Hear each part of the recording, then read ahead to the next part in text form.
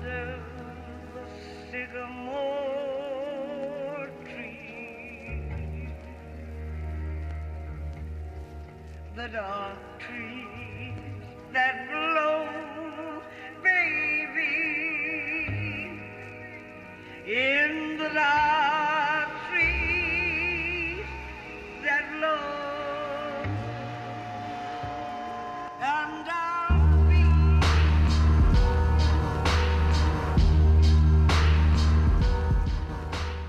And welcome to this week's edition of Twin Peaks Unwrapped. I'm your host, Bryon Kazaska. And I'm Ben Durant. And this is 3.0. Yes, the new series is out. Yes. And I think we're ready to talk about it. Oh, Ben. Before we get to the we're going to be discussing parts 1 and parts 2 And there this will week. be spoilers.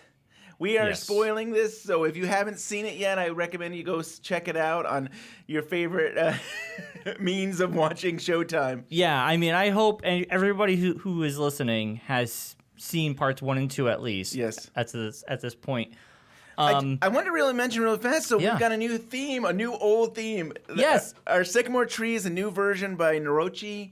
He was kind enough to let us use the music for the theme song. So we've had a busy week. We've had such a busy week leading up to the new series. It has been Twin Peaks nonstop for like a 1 week I of was like, just oh. crazy. It was I great. was almost like exhausted before the show even came out. I know. I needed a nap. So what do? We went to New York. We went to Brooklyn, New York for the Tribute to Twin Peaks event. but it was thrown by Showtime and Barbecue Films, and Francine in the Pink Room. They did their stuff. They're burlesque and they dressed up. What I and loved about it was what great. Barbecue Films is known for is kind of like having these type of themes, and then there's these characters that are dressed up. Let's say like Back to the Future, they dress up as Doc and interact. And instead, we use the Pink Room, the burlesque group there, Yeah. and they are dressed up like they've done for Miss Twin Peaks events as Twin Peaks characters. So you have Audrey and you have Nadine and you have all these characters. And I love the interaction. I thought Frank Silva. Yes, It wasn't Frank. Bob. Hey, Bob. No, Frank Silva. Yeah. It was great. And they did an amazing job. Real quickly, I mean, we got a room that was set up like the Palmer's living room in different areas. And there's a TV on, and I know some people were hoping there'd be Invitation to Love. They didn't put Invitation to Love on there, but there was still like other just, the trees blowing, and you had Image of Laura, and there's just this kind of feeling of Twin Peaks. And this old TV set, those big, bulky There was furniture furniture TV sets. that we had as children. And there was actually multiple living rooms. Yeah. So I don't know if there was 3 or 4 living rooms, Yep. but it was kind of a great way to just hang out with other people and just be in the mood. Yeah. Yeah. And they had a stage and they put on a show. And this is you're talking about upstairs in the Black Lodge? Or? They had a stage Oh, they had the stage right in the living room. in the too. living room. There was a green screen downstairs, and a group of us when we went down there, and they would superimpose you in front of like a Twin Peaks logo and stuff, and it was moving like a GIF. And it felt like you were in the Black Lodge. Yeah. Yeah. It was really cool. And then upstairs, the very top, was the Black Lodge. They had a live band playing behind a red curtain.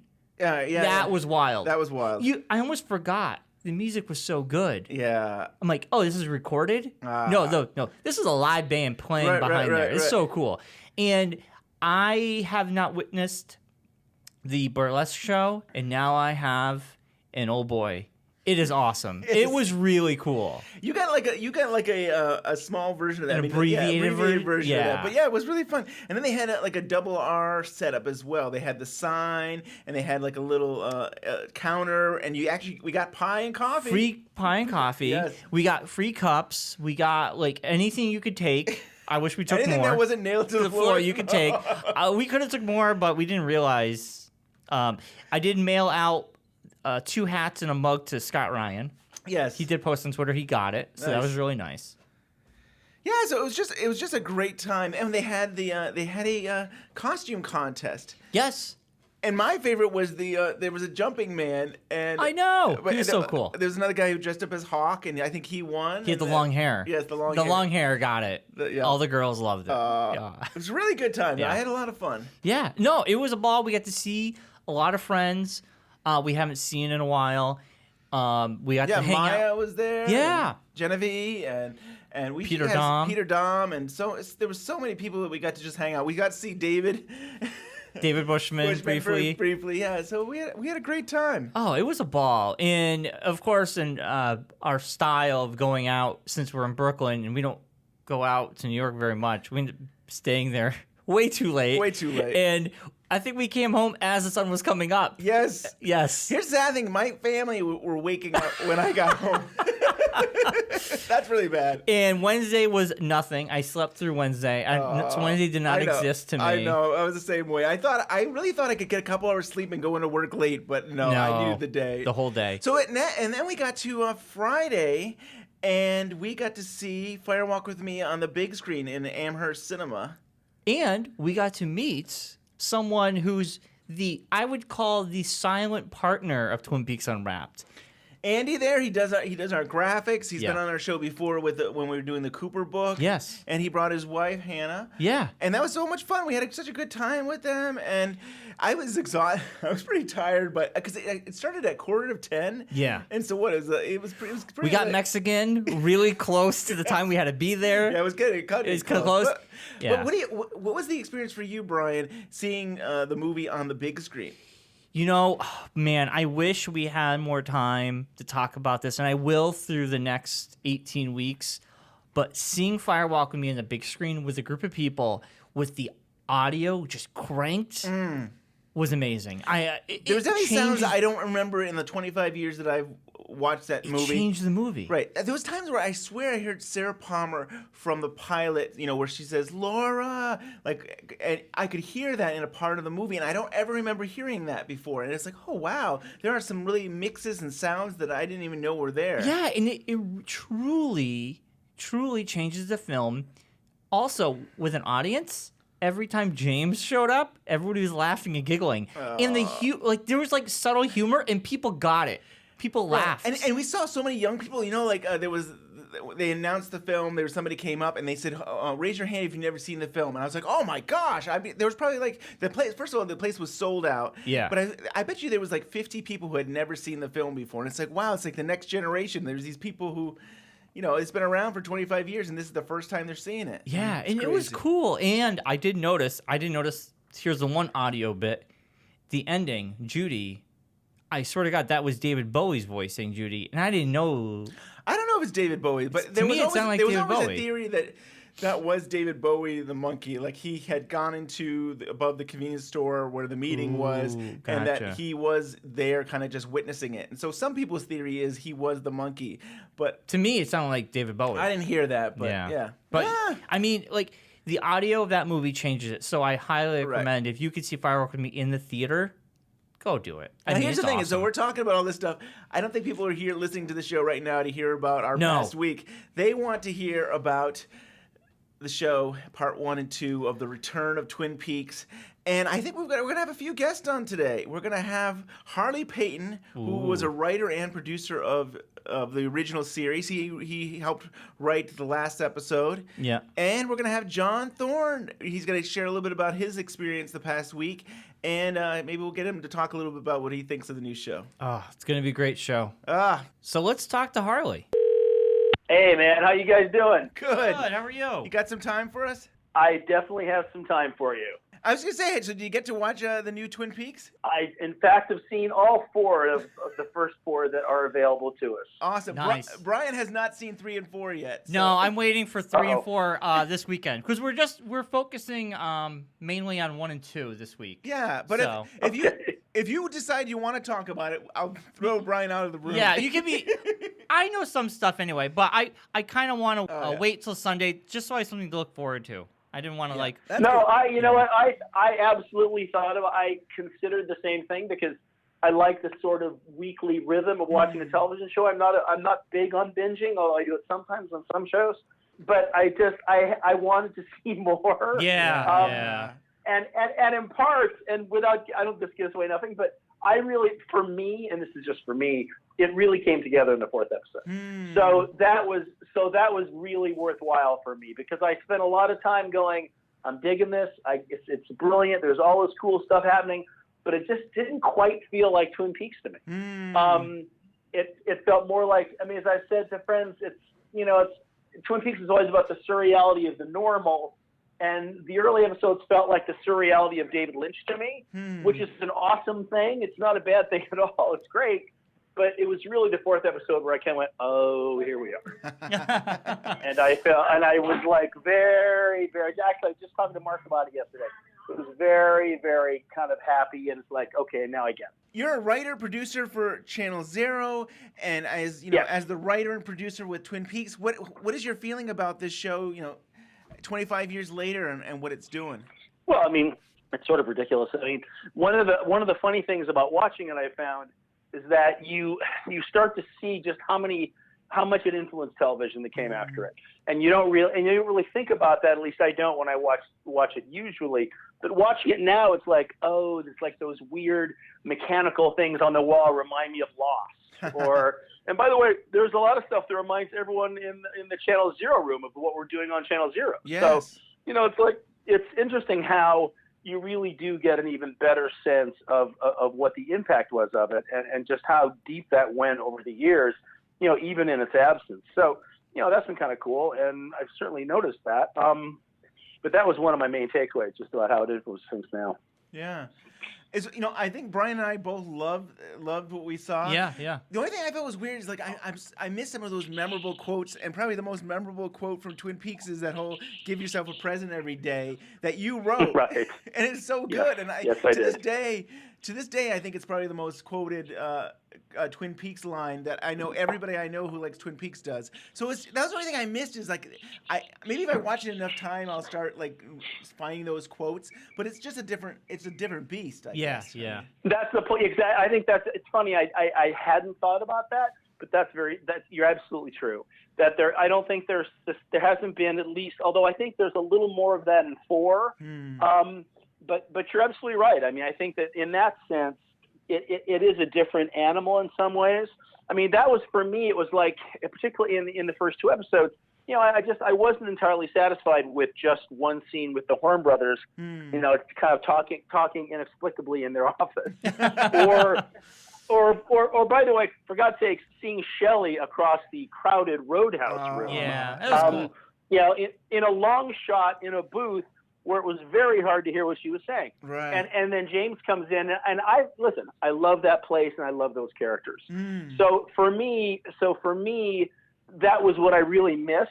And even though there's not that much more time spent there in 3 and 4, there is a little bit more in 4.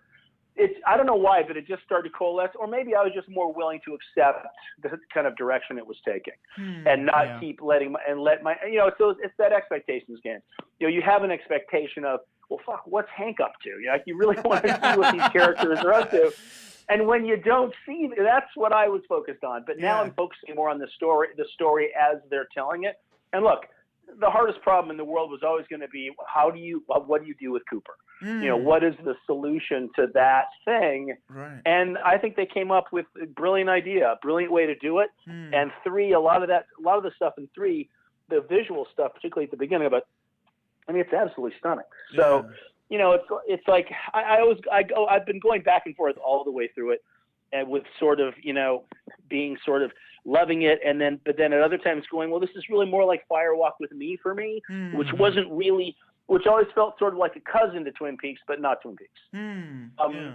But I think the more I watch it, the easier I'm finding to just kind of let all of those expectations go and enjoy what I'm seeing, and obviously what I'm seeing is super cool. Yeah. You talk about what to do with Cooper. I think Bryon and I were wondering, like how are they going to structure this? Like, are we going to see Cooper in the first episode? And like, are we going to get any answers? Right. And I was actually surprised the first show, they're giving us all these answers, and we're seeing a lot of Cooper. And I was surprised. They really did. I mean, I was so satisfied, and I was like, wow, they actually are delivering it for the fans. I mean, Yeah, no, exactly right. I mean, I think they really made the decision that they can't walk away from what was the kind of the biggest question that was begged by the last shot of the finale, and we're all sort of aware of that, and everyone was trying to think about how they might possibly handle it. I like you, I was a little surprised, but very happy about that. I mean, I think that's one of the best things about it. And listen, I mean, I do miss seeing some of the kind of actors who I know, but I mean, Kyle is amazing. I mean, it's such a great thing for him. Yeah. Basically getting to play the two different characters, and it gets even better and funnier as you move into the subsequent episodes I found. And again, I've just seen 4. Yeah. Yeah. I mean, Cooper, seeing Kyle MacLachlan play a villain like this really is amazing. Like, he knocks it out of the park. Yeah. And David Lynch has some amazing villains. He's done some great villains, and seeing Kyle MacLachlan play a villain is just so surreal. Yeah. But so good, so good. Yeah. He's right in the Frank Booth arena. Yes, yes. And really, and I think he's doing an amazing job with it. And then, of course, when he gets to play the character who is, it's the diametric opposite of that. I mean, it's so great. So I mean, again, that for me has been some of the most fun that I've had in watching it thus far, is sort of seeing what Kyle's done, and then again, without spoiling everything to Bryon, when they get to 4, I feel like there's Robert Forster, and we meet the son, Andy's son, Wally Brando. Yeah. There's already. And by the way, there's already a guy on Twitter with the name Wally Brando. That took like one day. Someone's already got the handle. That's great. But that stuff is so much fun, and I've been talking to Mark about it, and you just get a sense of what a lot of that stuff is just like going home again, and that I love that, Yeah. And yet I understand that they've got to go and figure out some new things. But Denise Bryson, there's an appearance by her. I mean, you wonder what they're going to do with the 500 member cast. But so far so good. Right. I mean, I don't think I have. It's hard to really have many complaints. I think David sometimes gives us more Gordon Cole than we need, but that's something I thought 25 years. I thought that 25 years ago. Yeah. And and in particular when he's standing in a room with some really good actors who are just standing there listening to him. Right. But that's fine. And look, there's also a lot of sadness in it. I mean, seeing Miguel and seeing Catherine. Oh yeah. Heartbreaking. And Catherine in particular. I mean, what a brave thing that was. I mean, to her to shoot those scenes, and yes, and heartbreaking is the word. Yeah. So, there's certainly that. But look, I'm eager to see the next one. I mean, and I got to tell you, my initial reaction was not good because my expectations were sort of wired in such a way that I really had my Fire Walk With Me reaction. When I went to see Fire Walk With Me, I was just sitting bitterly in the theater by myself. And so I had a little bit of that. Yeah. But again, the deeper I got into it, and the more I was willing to let my expectations go, and I think at the same time that they did a little bit more than just, again, the fan service of the Horn Brothers having a 3-page scene. And when those characters feel more integrated, then it gets better and better. Definitely, yeah. Yeah. And I think you and the other writers, what you guys were so good at was being able to be funny and be serious and be sad and have all these emotions, and somehow it could be all in one show. I mean, I think that was just always amazing that you guys somehow could do that. Yeah, that was always the goal, and I think, when we got off the path a little bit was when those balances kind of fell out of whack. But that was always the goal, was to kind of bring all those things, to the screen. And listen, I think they're doing a little bit of that now. In fact, again, there's more humor in the later ones than the first few episodes can be pretty grim. Or not grim, but I mean, there's less of that humor that we're familiar with. And I think you get a good deal more of that as you start to dig in. So you're working on Channel Zero. Can you tell us how that's coming along? Well, it's been great. I mean, it's a really fun show, and the thing is that they UCP, it's a 6-episode anthology series. So we tell 6-episode stories, and we're now doing we're about to start shooting our 3rd block of 6, and we're breaking the stories for the 4th block. Wow. And there was some discussion about when these would be played, because they want to do it as sort of a Halloween special. I mean, if they do it as a Halloween special, then we've given them, everything they need through like 2020 almost. But now there's a sense that they might play them in the spring and the fall, although that is not official, so who knows? Right. Yeah. But we'll see. I mean, it's the nice thing about it is that UCP. I mean, we make them for very little. They don't cost a lot to make. we shoot them up in Winnipeg, and they give us an extraordinary amount of freedom. I mean, it's crazy. I mean, the directors that we've had. I mean, for example, the director who's about to do this next one, whose name is Arkasha Stevenson. I think she did a pilot at Sundance. I mean, we're really allowed. I mean, the idea here is to find directors whose aesthetic kind of ideas and concerns match up with the material. And in every case, I think we had a guy who directed one feature who did the first one. I mean, they even let us bring in his DP, which is almost unheard of. So Universal's been really, really good with this. And I think in part because, I think they knew what they had at first, and then it got all these great reviews, and then the numbers were pretty good. So I think that made them happy. But the hilarious thing is, when we hired Arkasha, they said, you got to look at this pilot that she did for Sundance called Pineapple, right? It's a digital series. It's a digital series now. And he said, what do you think of her aesthetic? And I said, well, this is going to sound extraordinarily arrogant, but I was there when that aesthetic was created. And because it was so much from the Twin Peaks world. Oh, wow. But really wonderful. And so, I think we're usually inspired by that, and Gregory Cruzen's photographs and different things that all kind of fall into that same area. But it's fun to do horror that's not just jump scares and is more about kind of suspense and tension and very weird storytelling. And again, I think, UCP, and I think, a large part of that is that we got some good ratings and we're not costing a lot of money, but they've given us a ton of freedom. And Nick Antosca has been wonderful. He came off of Hannibal and a bunch of other television shows. And in the first room, we had Don Mancini, who created Chucky. So we have a lot of really interesting people who are, working on this thing. That's awesome. And we're just finishing up the next block. So, and then after that, who knows? But yeah, that's been a lot of fun. It's been a great experience for me. Yeah, and still for Candle Cove, your episode that you wrote was probably my favorite of that series, that season. It was so good, like the character development and how you have these interactions between these men or these people that knew each other. Sure. It was so good. I thought your writing was great, and thank you. I loved it. And I have very good luck.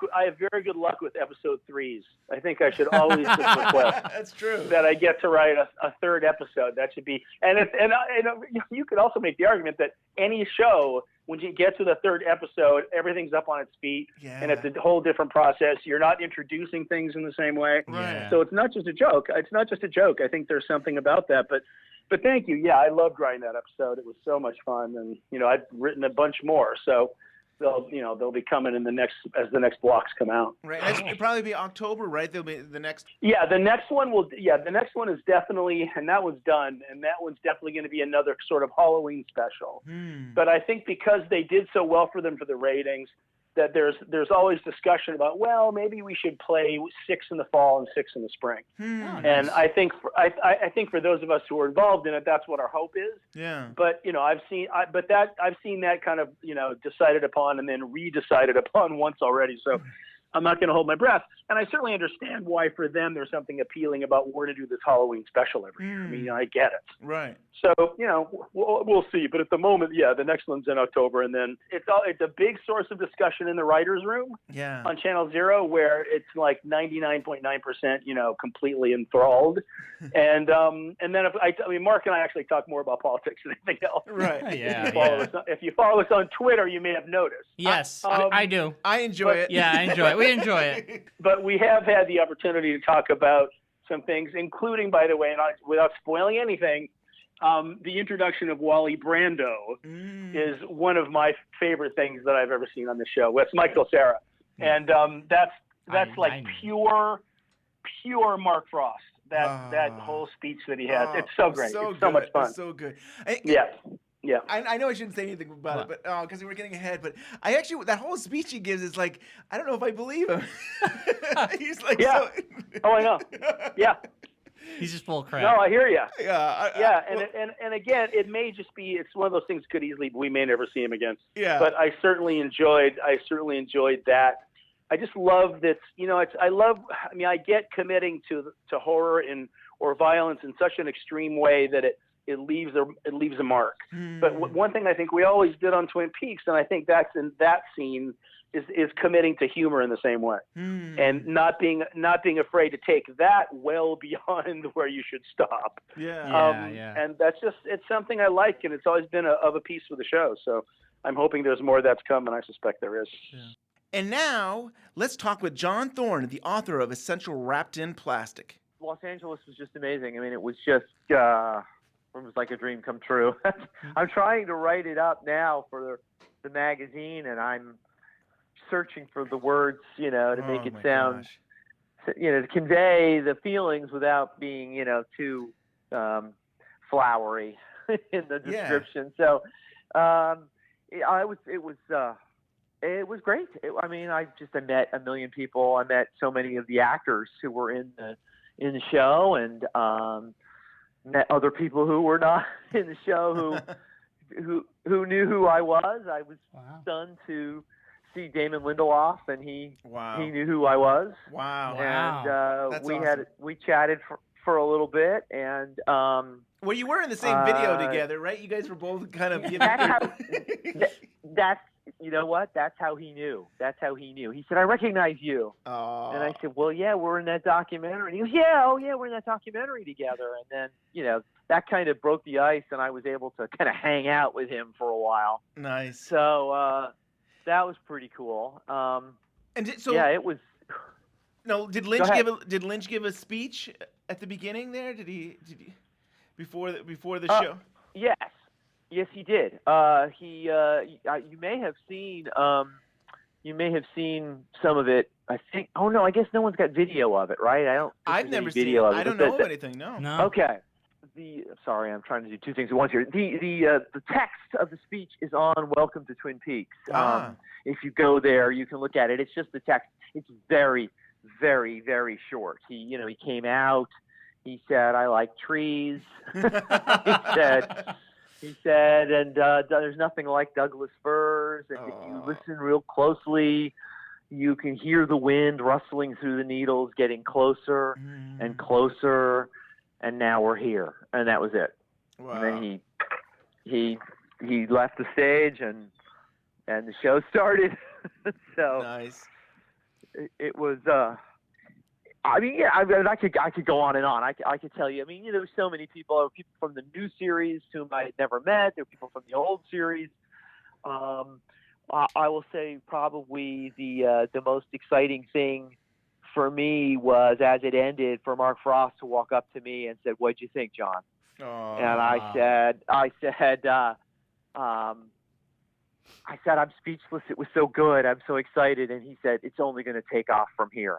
That's exact words. It's only going to take off from here. Wow. So I was like, wow, that's so surreal. Yeah. Isn't that crazy? It's so. It was weird. It was sort of like the height of my Twin Peaks fandom to be, and then I went to the party afterwards, and I'm part of the party. You know what I mean? It's like they're all walking around. I'm actually walking around with the actors, and I was trying not to be too groupie like, but I still grabbed actors and said, "Can I get a picture?" And almost every single one of them was just so delighted, especially Dana Ashbrook and James Marshall. They were just like, "Yeah, come on!" They were just celebrating, like they were just enjoy. They were just having so much fun. And the Chromatics, who sang "Shadow" at the end of the part two, they sang it live. I was right there. In fact, I talked to her afterwards. I went up and chatted with her, the singer.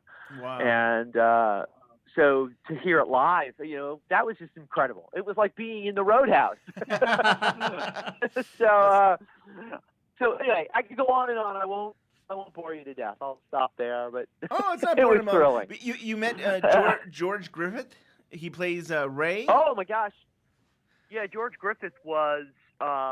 He was like a fan of mine. He came up to me. He's like, "I love, I read your book," and he said, "Don't tell." Well, he said, "I didn't tell anyone while I was filming that I'm a huge fan. I'm just a fan of Twin Peaks." And then when we were done shooting, I told everyone that he was a fan. So that's awesome. He was like ready to talk, Twin Peaks theories with me. Wow.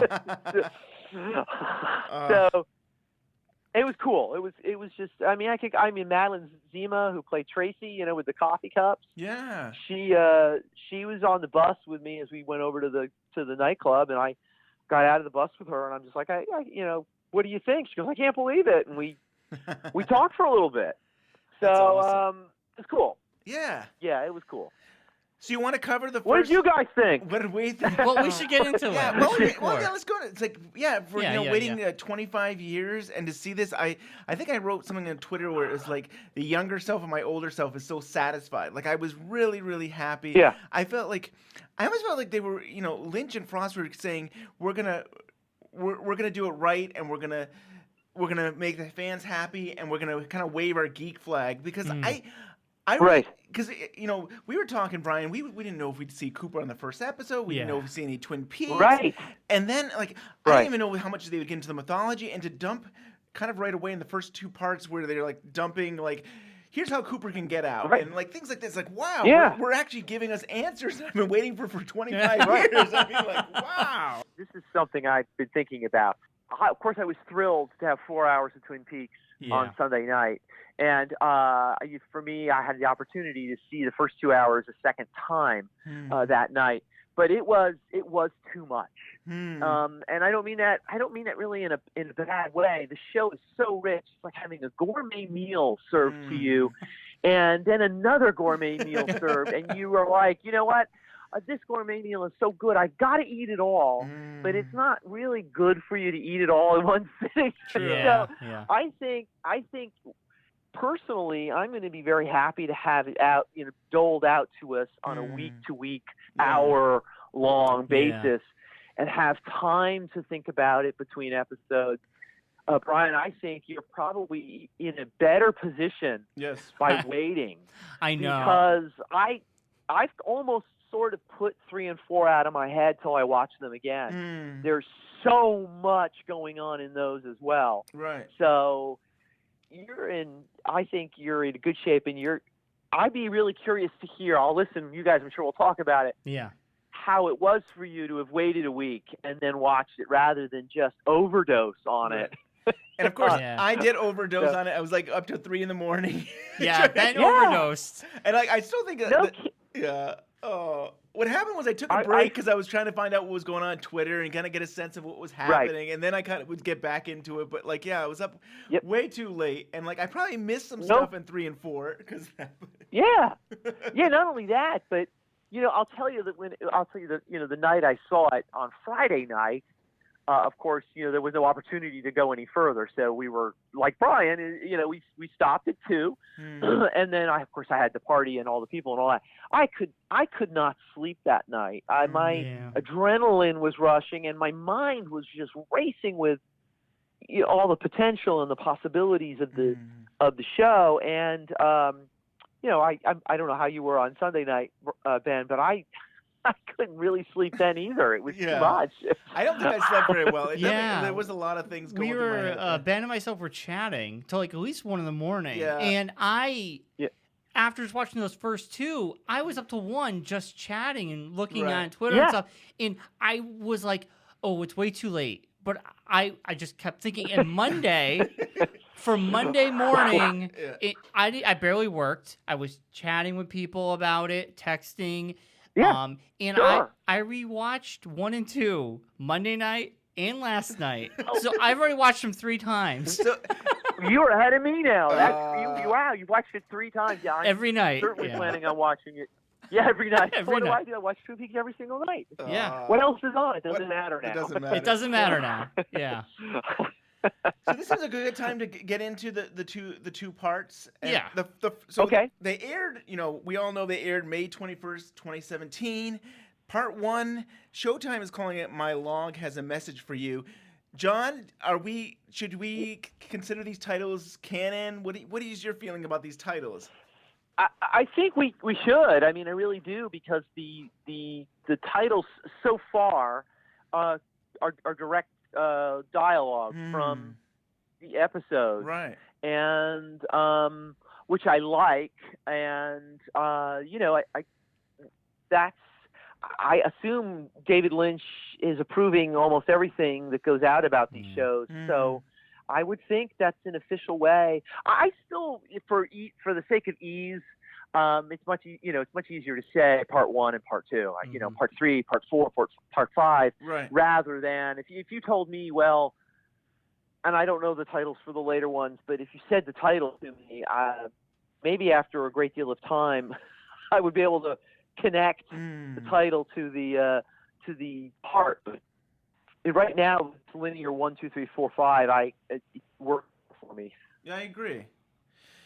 So one of my concerns was like, how, it's 25 years later, are they going to have to like catch people up? They're going to say, well, James was a biker and he was dating the prom queen and blah, blah, blah, blah, blah. And I was great that the show started off with the Cooper and Laura and saying, I'll see you again in 25 years from the last episode 29. Yeah, that's cool. And that was it. And then we're gets into the show and like we get, but there's no, there's no other, I guess there's some small recaps, but there's nothing like elaborate or tiny hand holding, tiny.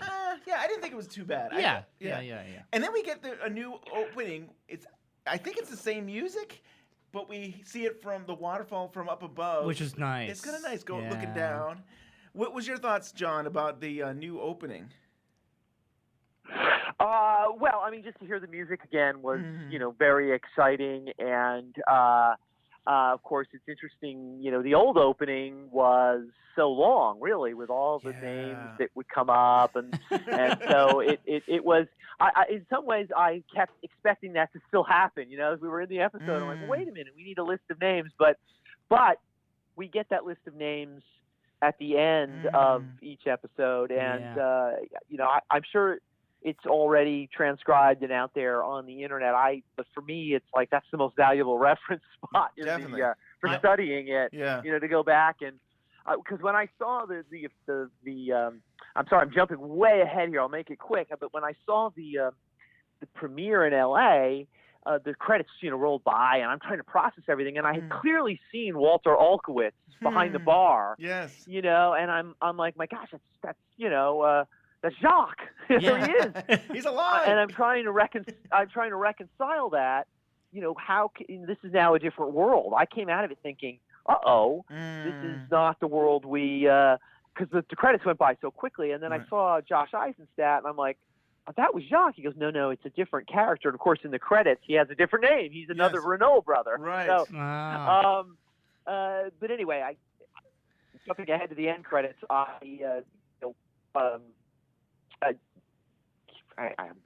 I can say, great. Yeah. Go ahead. All I was going to say was IMDb is a great place to look for specific episodes. So you can go there and do Twin Peaks, and you go specific episode, part 1, part 2, and they'll show you a listing. And that, good. When preparing for this show, it was very helpful to go back to look into.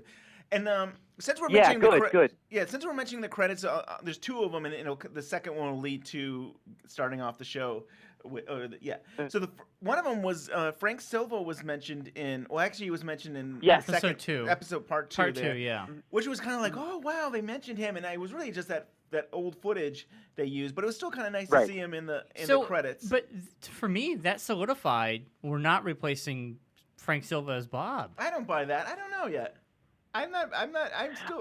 What do you think, John? I think Bob is a figure that could clearly be something we've seen. Obviously, the arm has evolved. I'm sure we'll get into that. Right. I think Bob clearly could take on a different, surface visage, or however you want to. He could look different to either different people, or he could change his look, into some other menacing type. I'm not sure he's has to be defined in that particular look, especially 25 years later. Yeah. That being said, obviously we had the One-Armed Man, we had the Giant. Those characters from those other realms still look exactly aged, but still the same. Yeah. And since you mentioned the Giant there, we'll see. Yeah, and since you mentioned the Giant, so the other credit, and I think Bryon, you actually brought to my attention Carl, the actor who plays the Giant.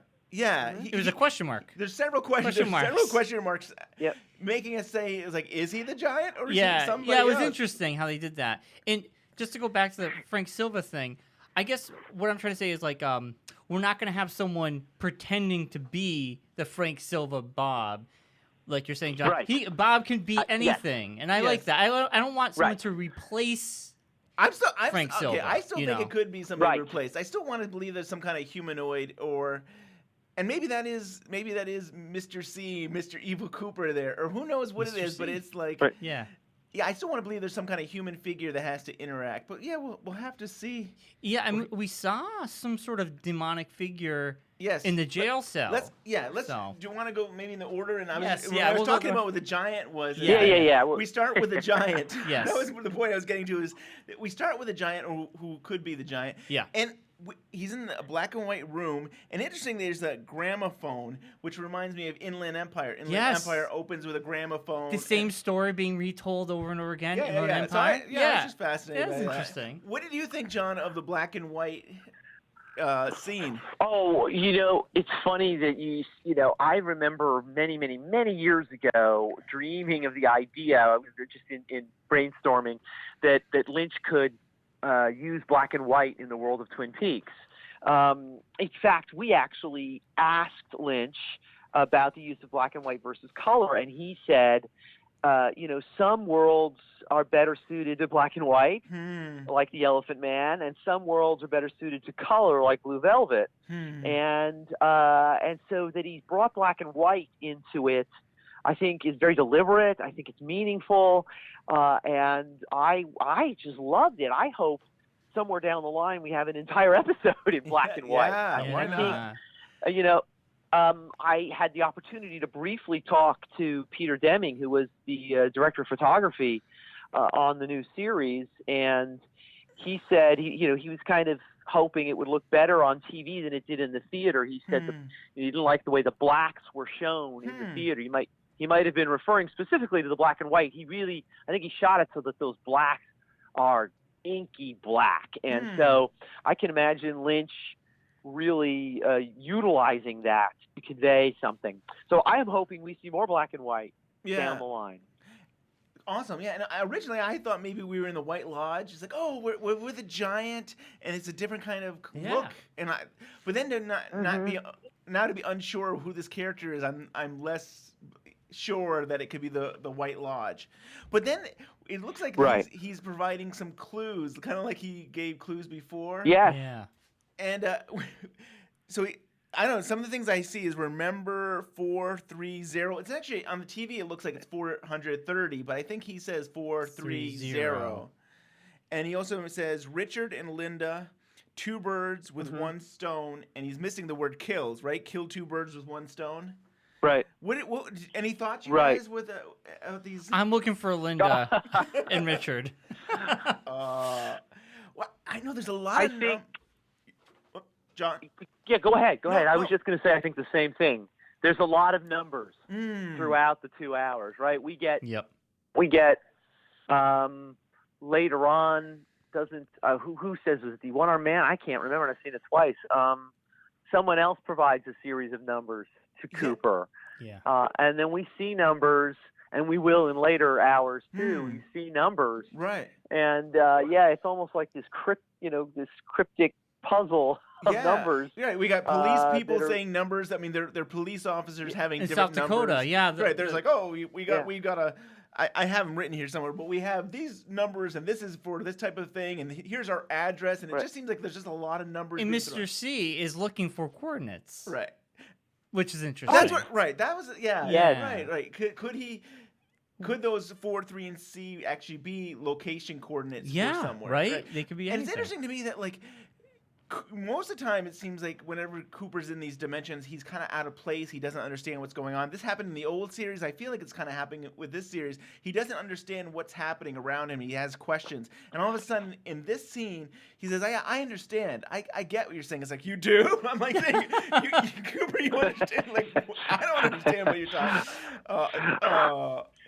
But all of this will probably be, we'll be in we'll be in part 7 or part 8, and someone will say, 430 or something. It'll be just in the background, and we'll know. Okay, that's something we got to keep that in mind, because when it pops up again, it means something. So I'm sure that this will be explained as we go, but it's beautiful that we get these cryptic clues, and we just sort of have to keep our own notes to start piecing things together as it goes along. Right. What I liked, I remember with the second season where the giant was giving clues, is it was clear the writers had a plan, and they're saying, hey, we have a plan. I know you guys think we don't have a plan, but we'll give you this information, and then the next episode you'll see that these answers, these things are being answered. Yeah. I don't think they don't know if they need to do it this time, but it's nice to also hear that, like, hey, we've got a plan. Just stay tuned. Stay tuned. We got numbers. Yes. So there's so much stuff going on. I mean, seeing Jacoby briefly in part 1, getting shovels and he's out in the woods. Out in the woods. I'm like, is he in Twin Peaks? Is he somewhere else? Right. There was mountains. He could be. And he's working alone, but he has multiple shovels. Yes. A delivery guy brings some shovels to him, and that's pretty much the scene, right? That was the scene. Right. But my favorite thing of that Jacoby is, like, so we see him coming out, I think a trailer, and he's wearing glasses, and he takes his glasses off, and then the colored glasses. It's like, it's Jacoby. Yeah. That was great. That was so great. That was really good. I think the Jacoby scene, and then we have other scenes of the classic characters, Ben and Jerry, and those, they're being sprinkled, kind of throughout without any, not necessarily any context right now. We're just being thrown at us, and I think that obviously those characters, I think, will come to play. I actually have a theory that the characters we've seen and will see from the old show are going to have more import. They're going to be more important to the plot than we might initially assume, just as seeing them kind of banter or sit there or whatever.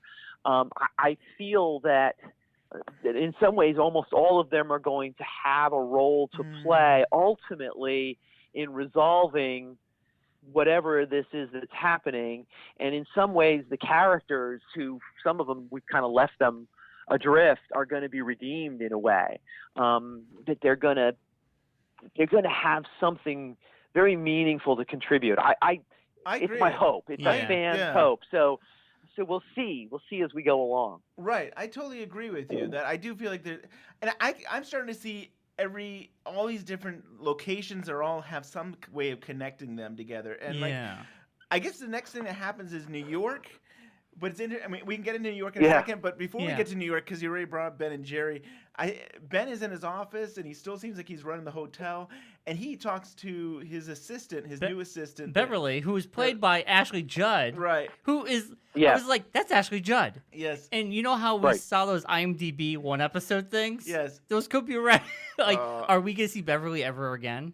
I don't know. It was a walk-on, a cameo by Ashley Judd. But, so Ben mentions that there was somebody who's upset about a skunk, but they're from New York, and I was like, they're from New York, and we have we have something going on in New York. So are they somehow connected to this whole thing? And I want to think maybe they are. And And did you want to say something? Go ahead. Yeah, keep going. No, okay. Well, I mean, I might change it. No, I agree with you. Just to bring up Jerry. Jerry comes in. He looks like a hippie. He's a hippie. Selling drugs or weed or something. Legally, though. It's illegal in Washington. Yeah, legal. But the great thing is he says about, like, hey, is that the new girl? And clearly it's a reference almost like to the original series and about going to One-Eyed Jack's the new girl. And he says, you don't call them girls anymore. They call them women. And it's like, are you banging her, Ben? And Ben's like, respect. Yeah. It's like, whoa. It's like, I almost want to believe this is like a nod from Frost and Lynch to say, hey, we have innuendos in our original series. And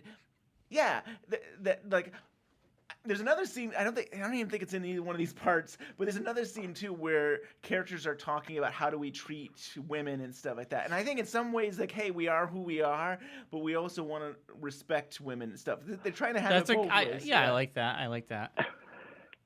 Because the original series was a little, what were you gonna say, John? I was just going to say, I mean, I think, obviously we've only seen a tiny part of it, so it'll be interesting to see if there's a different philosophy or approach, to some of these themes as we go along. But yeah, that was very striking. A couple of things, just Jerry saying "new girl." That was obviously a quick callback to what we'd seen before of them, and I thought that scene was also quite funny. I mean, that was a great. It was as if those characters, you could tell that they've been 25 years of continuing this sort of, but banter and sort of insulting each other mildly back and forth. So that was really neat. And they're still talking about food. We had back in the day the yes, smoked or bread or the smoked pig. Yeah. And so now we have Jerry who's eating his whatever his drug. It's banana bread. I think. You're right. It's banana bread. Yeah. But Ben is upset. It's like, oh, you're eating your profit and stuff, and he's like, I make so much more money than the hotel. But it's funny that they're arguing. In some ways, they're arguing over this food that really has other meaning involved. It's great. I mean, it's really good stuff. Yeah. So maybe we should step back to New York. So at one point, I think this is the first time in Twin Peaks history that we've ever seen them really leave the wilderness. I mean, we're always kind of in this. Yeah, north. That was striking for me. I'm like, we're in the city. I mean, what did you think, John, when you saw that on the big screen? Like, you saw the city tops. You're like, yeah, weird. I will just say yes. It was startling to see the skyline, that slow moving camera across New York at night. But I will say, let's not forget, Fire Walk with Me did jump around. We had the characters in Philadelphia, even though we didn't see a lot of exteriors. So there was some, and even in the series, although we didn't see it, you had the idea that Gordon Cole was moving around the country. He had places to go and things to do. True. So, but if you want to talk about New York, I mean, and the glass box, I don't know. Yeah, let's get into that. Yeah, let's just get into the glass box. Yeah. I think we can cover the whole thing. And we can cover everything about the glass box now if we want. The glass box, particularly on the second viewing, I really, really loved that because we saw what really struck me about it. There's so much in there, but was all the technology, was all the high tech.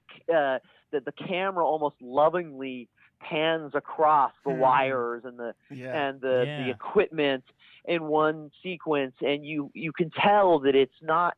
I mean, it's Lynchian, but it's also futuristic. It actually reminded me a little bit of Dune, when you have the Guild Navigator come in that big chamber that they bring in, and it had like a real science fiction feel to it, as opposed to the horror supernatural elements that we're used to in Twin Peaks. This was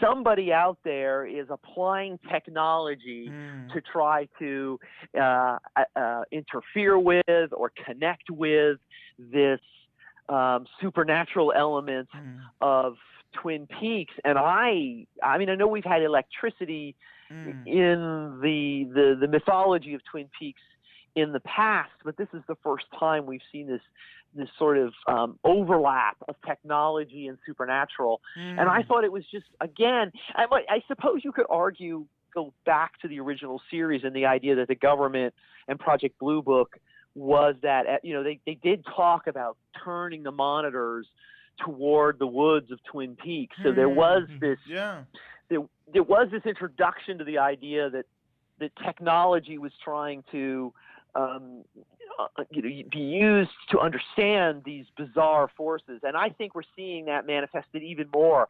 To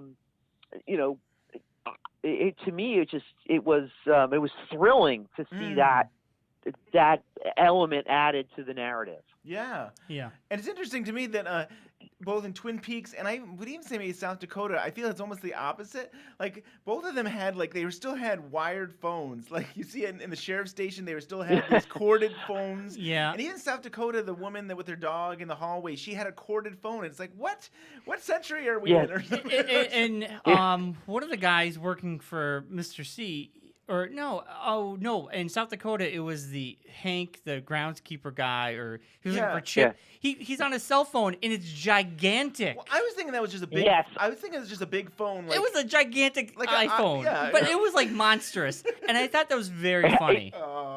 I noticed, Bryon, I noticed that too. And the second time I tried to pay close attention to it, the phone did seem very big, and I wondered if it was just one of those iPhone 6s that I don't see very often. It's very big, or whether Lynch was like, let's make it bigger. Right. Yeah, That's awesome. the jitterbug. That It was like a struck me, jitterbug yeah. iPhone or something. Yeah. So back in New York, there's a guy. His whole job is just to watch this glass box, and they've got cameras on it, and he's got to change the SD cards on the cameras when they run out. I'm when they run out, assuming. yeah. But my other thought was he has to change the memory card. I got that the second time. The first time I watched it, I was like, is the camera getting something and that's beyond seeing? And it's telling him it's telling him it got something to get that memory card out of there. But then he made the point to say, the person before me saw something. He doesn't work here anymore. Right. So then I was like, okay, maybe it's a memory card just filling up, and he's got to change it. So I had a theory that maybe is it something beyond the human eye that it's catching? I don't know. And why would you keep these memory cards that would essentially could have literally nothing on it? Right. Are you want to they- make sure you get that moment that whatever is going to be in this box. Yeah, shows up maybe you can't see with the naked eye, but maybe the electronics that's all hooked up to could actually see something. Yeah. I don't know. So I mean, that gets back to the science fiction element of it too. We don't know what those cameras were capable of. Were they just simply recording, what we see with our naked eye, or like you say, were they recording on different frequency? Was it infrared? Was it scanning it in a different way? We don't know yet. So quite possibly it was picking up some stuff that we just couldn't detect. Yeah, I was wondering about that. Yeah. And I think it's the same episode we do. Is it part one that we actually do get the end result? So maybe we do get that person with no head, with a hole in the head, which looked like it was a naked woman. Are you talking about the naked woman? No. We're not getting off talk. I wanted to finish. Can we finish up the black? I mean, it's the. Now you're gonna have to edit this. That's edit fine. this, Bryon. All right. I think we can resolve this whole glass box thing. So there's a woman, Tracy, who wants to visit him. She can't get in. Eventually, she does get in, and they make out. And which always leads to murder. Always leads to murder. Right. And then all of a sudden, there's this creature, there's some kind of being that's in the glass box. It was a naked woman. Right. What? Yeah, it was a naked woman. I swear to God, it was a naked woman. Yes.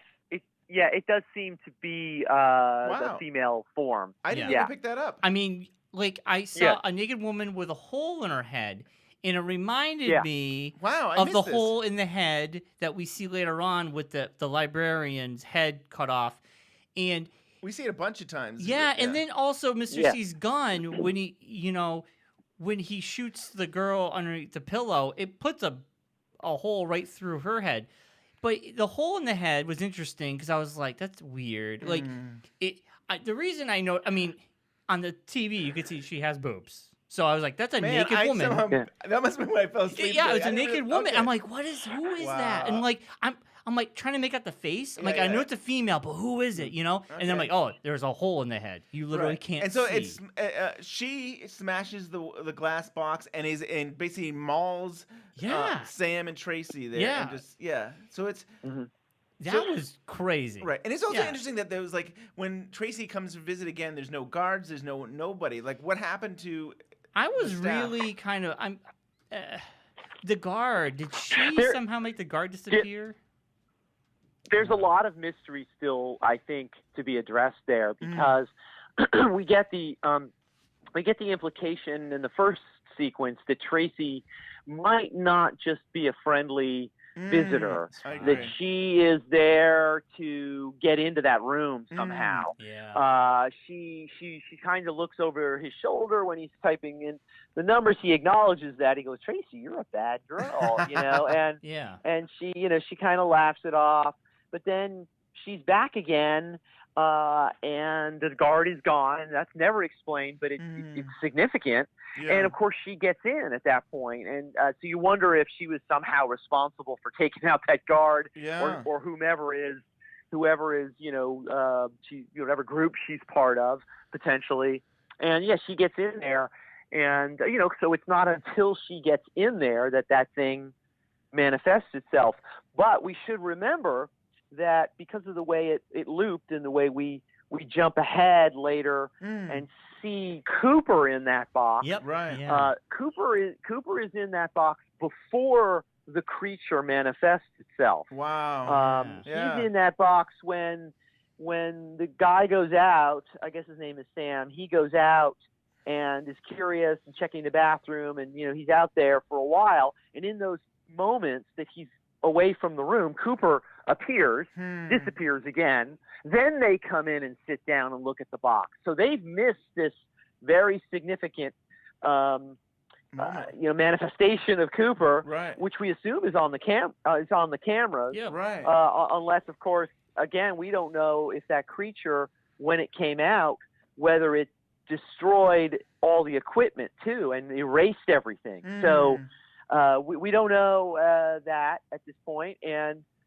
But again, Cooper, and I wonder if that's the case. I wonder if because Cooper was visible in the box, this thing came to try to keep people from knowing that. Right.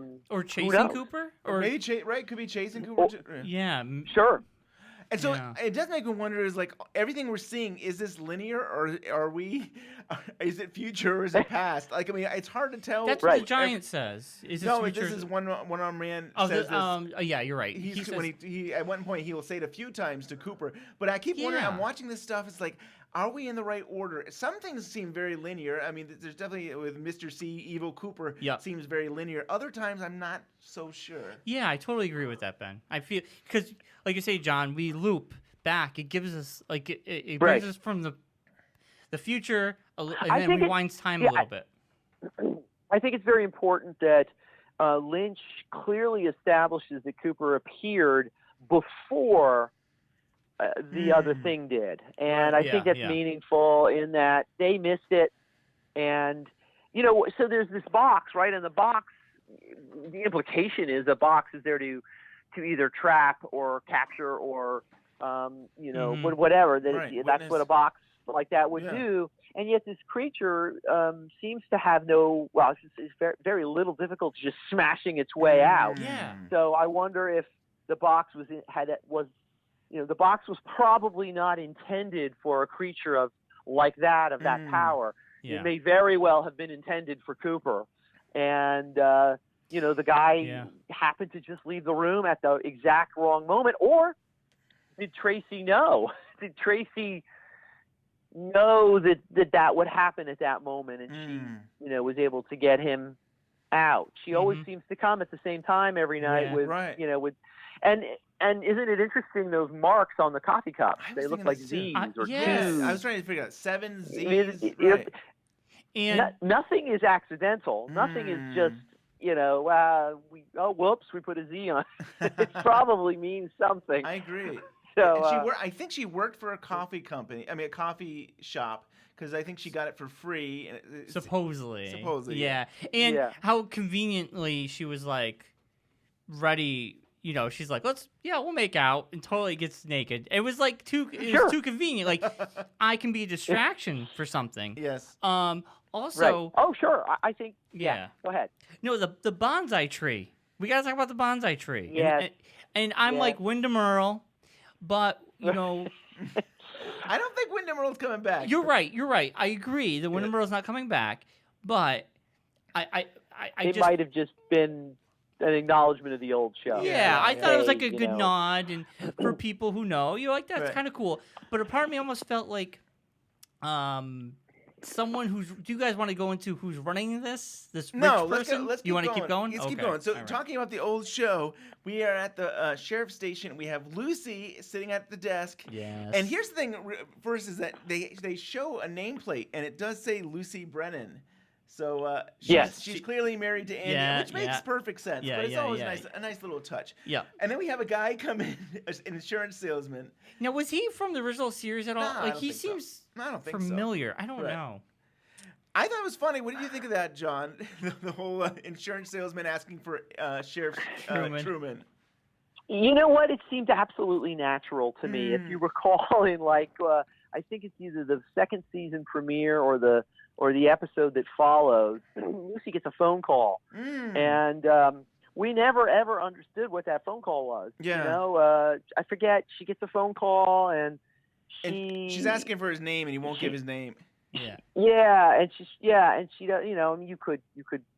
I suppose you could speculate that it was Wyndham Earl, or you could go on and try to figure out who it was, but it's never explained. Right. And so I thought it was almost like a callback to that. The insurance totally agent comes in, and he's just there's sort of this, miscommunication. They're not really able to get on the same wavelength. Yeah. And then he just leaves. I think probably the most significant reason for that scene is it establishes that there are two Sheriff Trumans. Yes. Yeah. So that we know that one is in the hospital and one is fishing. Yes. And so we know we're going to see another Sheriff Truman at some point, and then it's not necessarily a recasting. It's there's two Sheriff Trumans. Yeah. So. And John, I'm sure I've shared with you, but that whole stranger from the original series calling Lucy, that same week was when they did the sheriff hotline that came out, which would interrupt Lucy and Andy and kind of take over to give you messages about the show or something like that. But I kept on thinking it was a product placement or something. I kind of say, okay, you have the show where there's this weird stranger calling, and then all of a sudden we have, if you call the number, you get to talk to the stranger. Maybe it wasn't, but I always thought it could have been a product placement. No, that's an excellent point, Ben. I mean, they obviously were trying to use the technology of the time back then. How do we get recaps? And the only way was to call in on this hotline to find out what had happened. And the premise was that there was a mysterious voice. Yes. There was some unknown being or character getting into the phone line. So it could very well have been that. But who knows? Who knows? Yeah, and then just one other thing about the two sheriffs. It also made me think of the pilot where Lucy was talking about the two phones. She's like, hey, Sheriff, there's the brown phone and the red phone or something like that. And it's like, don't use the one that's there. Use this one. It's just typical Lucy, classic Lucy, where classic Lucy. She gets so confused by things. And she was even confused talking to the insurance salesman. It's like, you got to tell me which Truman. and he's just like, I don't know. I don't know. Yeah. And I think I noticed she had an owl necklace on. It looked like I didn't notice. I don't know. I was watching it again. I didn't catch that. I think there was. I did see the picture behind her with her son. Yeah. So that was nice. Christmas picture. So we get into Evil Cooper, Mr. C. Right. We see we're going down a road and it's the. Oh yeah. The Muddy Magnolias. Yeah, their American Girl remix. Which is okay. So I watch the show with the closed captioning on, which I honestly recommend you watch the show with closed captioning, because sometimes things are said very low and you can't see it. But lyrics always matter especially with his work. I think lyrics matter. So this, I didn't even know it was American Girl. I'm reading the lyrics, and it's actually the song just David Lynch slowed it down, just slowed the hell of it down, and it sounds so good. Yeah, and I listened to evil. I listened to the original, and I'm like, it's just not as good. I gotta listen to the slowed down version now, and the lyrics are so go ahead. good. Keep going. No, the lyrics match the mood, and it's like amazing. It's so good. So Bryon, the song is American Girl. That's the song title. Yes. Correct? Yep. Okay, that is fascinating, and I don't want to. I'm just going to say that there is a character in an upcoming part. I know you haven't got there, and I'm not ruining anything for you. Who is simply titled in the credits as American Girl. So that's very interesting. Suddenly, I'm making for the first time, I'm making that connection, and I'm wondering if there's any significance or if it's just simply Lynch, echoing these ideas throughout. That's interesting. That's very interesting. Yeah. And with closed captioning, when a song comes on, the closed caption actually gives you the artist and the song when the song starts. And I think that's kind of cool little That's Easter nice. egg to That's see. Nice. Yeah. So very, very good. Evil Cooper, Mr. C, goes to this house, and he's basically he wants these people, Ray and Daria. Yeah. But Yeah. it's a very Lynchian move too. Like there's a strange woman here, which Bryon was calling Donna. I was like the new Donna. I joked on Twitter and said, "Could that be the new Donna?" Simply a joke.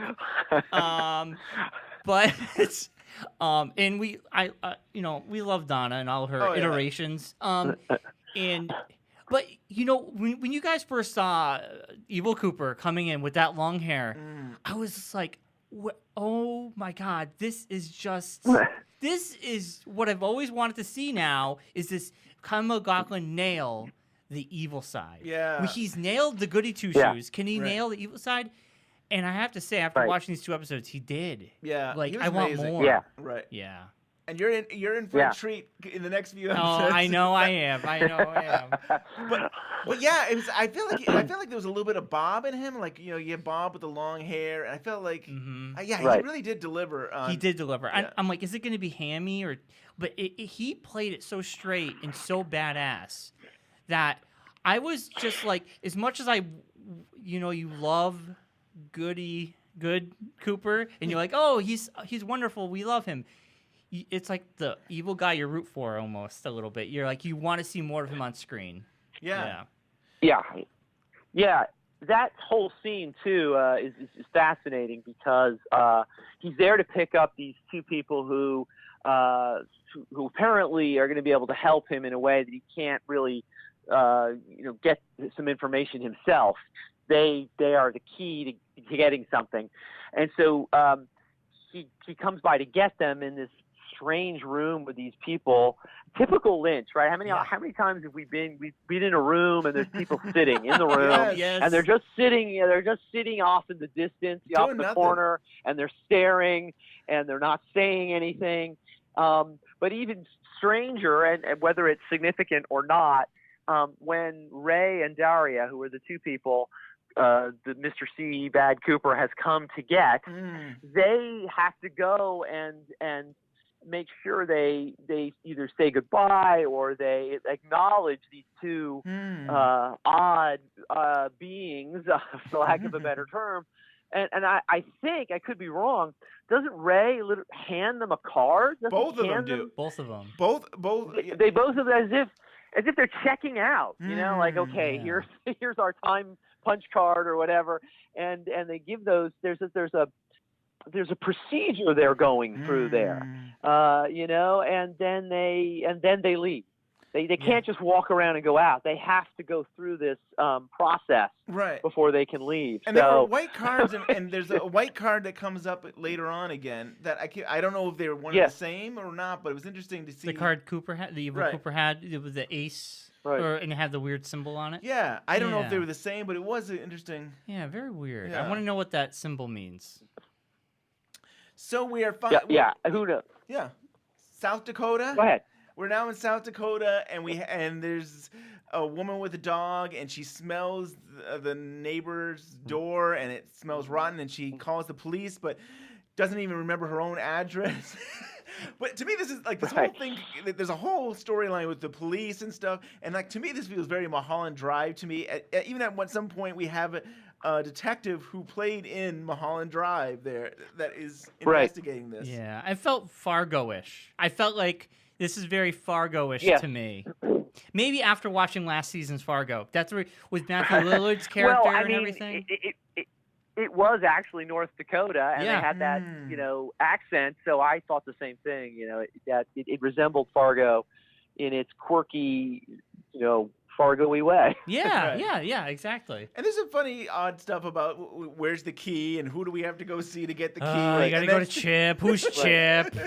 And who's then- Barney? I mean, there's so many different characters. But then she's like, I have the key because I have to water the plants when she's Right, away. yeah. I was like, oh man, that So poor the police lady. finally get. I gotta ask you, did you when the police are at the door and the woman is standing there and she says, "Well, we need to get Hank." I don't know what. Yeah. The I first thought of time I Hank. heard that, I was like, Hank. Yes. You know, I know Hank he's not in Jennings. it, but Hank Jennings. Yeah. But it was a different Hank. I did think the same thing. I'm like, we're gonna see what Hank's doing. I made a note of that. It's like, boy, in the secret history of Twin Peaks, he's dead or he kills himself or something. He's dead.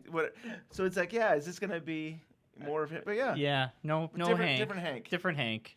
So the police get into the room, into the Ruth's apartment area, and they find a dead body, or really, they find two dead bodies. The woman's head, the librarian's head, Yes. attached to a man's body. Right. And then fingerprints of Matthew Lillard's character. Right. I can't think of his name. Hastings. Bill. Bill Bill Hastings. William Bill Yeah. Hastings. And he's Yeah. a principal. He's a just- principal. And everybody's like, he was my high school principal. So He's a been nice guy. They go fishing with him. Yeah. So part 2 is the stars turn and a time presents itself. I think that's really significant. I think I know we're going to get. I forget when we get the phrase "the stars turn and a time presents itself," but and that may be part 2. But Yep. But But we can all, it's all I together. think Yeah. and of course the log is significant because the log and the log lady are in tune to forces that none of us can contact or access. And the implication you also hear from Laura at a certain point where she says to Cooper, "You can leave now." And then we also know from the bad Cooper that there's a certain point in time coming up in which he has to go back in. Mm-hmm. And so I think the idea is, and it goes all the way back to the second season when Cooper's looking at the petroglyph and he's saying that the alignment of the planets and this Yes. certain point in time is going to allow for for access. And so the idea that the stars turn is sort of like the zodiac, that everything's lining up again. Yeah. Yep. And this moment is coming again in which access in and out is going to be available. Of course, the log lady would know something about that. Of course, I guess in her first appearance, it's more about contacting Hawk and saying, you need to get back into this investigation. There's something missing. It has to do with your heritage. And so all those clues are wonderful, but then the scene itself is wonderful, both seeing Catherine Coulson near the end of her life and giving this heart-wrenching performance as the log lady, and the respect and patience and reverence that you get from Hawk when he picks her up. He does not in any way question her. He doesn't consider her to be someone, perhaps kind of crazy. He's fully engaged with her, and he weighs what she says as with great importance. And I thought the way that was handled was beautiful. And It really was. And Hawk does see the circle, and he sees the red curtain. Yeah. And which was really interesting to me that appeared to him, to Hawk. Did it? Yeah. I mean, he looked, and you could see the red the curtain appears, and he sees the circle because he's out. Catherine calls him, the log lady calls him one more time when he's out in the woods, and Right. he finds Part it. two, Yeah, yeah. part 2, and he finds, and I someone on Reddit, on the Twin Peaks community, found a quote from season 2, episode 9, where Cooper says to Hawk, if I ever get lost, I hope you're the man they send to find me. And I think that's so cool that they brought that back. Yeah, but we don't know exactly what Hawk encountered out there other than the curtains. He sees them. He's deliberately going out there, but nothing comes of that. We don't know when we see Hawk again later, and we don't know, did he get something? I don't know if I'm jumping ahead, but anyway. No, we're still in the that's episode 1 and 2. Okay, that's left hanging. Yeah. Did anything else come of Hawk's visit to Glastonbury Grove? Did he just merely observe the curtains and know that maybe there's this conjunction now happening, or did he come away with something else? I don't think he did. I guess it was just simply he's aware that these forces are now in play again. Yeah. I was wondering if it was the future, because it was interesting that he said he thought something was going to happen that night. Like he had a feeling something was going to happen that night. He goes out there, and then the next scene we have, he's back with Lucy and Andy, and they want to look at files. Yeah. And he says, "Okay, tomorrow, lay all this out. I'll bring the coffee and the donuts." Right. But it's like, did nothing happen to that? Going out there to Glastonbury Grove. I think he knows. He knows something's up. I think it's just that he's in tune to the fact that the forces are in play again. That's how I take it now. Yeah. That Hawk knows that there are things moving about in the real and the surreal world, and so he's not gonna let this go. This is important to continue researching. Yes. So. And, talking about Hawk, his title is Deputy Chief, like Chief of Police. Mm-hmm. But, of course, I think of Chief as a Native American chief. So it's kind of interesting that he's like, it's like dual meanings. Like you could be the police chief, and you could also be the deputy chief. The Native American chief. I don't know. I thought that was interesting. And so by the end of, actually the episode basically ends with arresting him, and they bring him to jail, and you wouldn't know. It depends on how you watch this. Do you watch it 2 hours straight, or did you watch it in parts? If you watched it in parts, you basically get to him where he's gone to jail. Yeah. And it's interesting that if you watch it as one part, it then goes to the giant and his little sound thing, and there's credits that go over that. And it's like, we don't get that. I didn't know that existed, because I watched that one gigantic chunk the first time. And it's not a big deal, but it's still, it's like, it's a different, in a way, it's a different ending. It's kind of cool. Yeah, and so it felt a little bit Lost Highway to me, that he's like, his head is down in jail, and like, especially because he talks about that, like, he had a dream of being with this woman, and then there seems to be some missing time, possibly, like he's being interrogated by the police, and he's like, okay, give me a time frame. It's like, I left at 9:30. I think it was 10:20 by the time I got home. It's like, does it usually take you that long to get home? And then it's like, I think I brought Betty home or something. But it seemed like he realized, like, this is off. Yeah, he was confused. Yeah.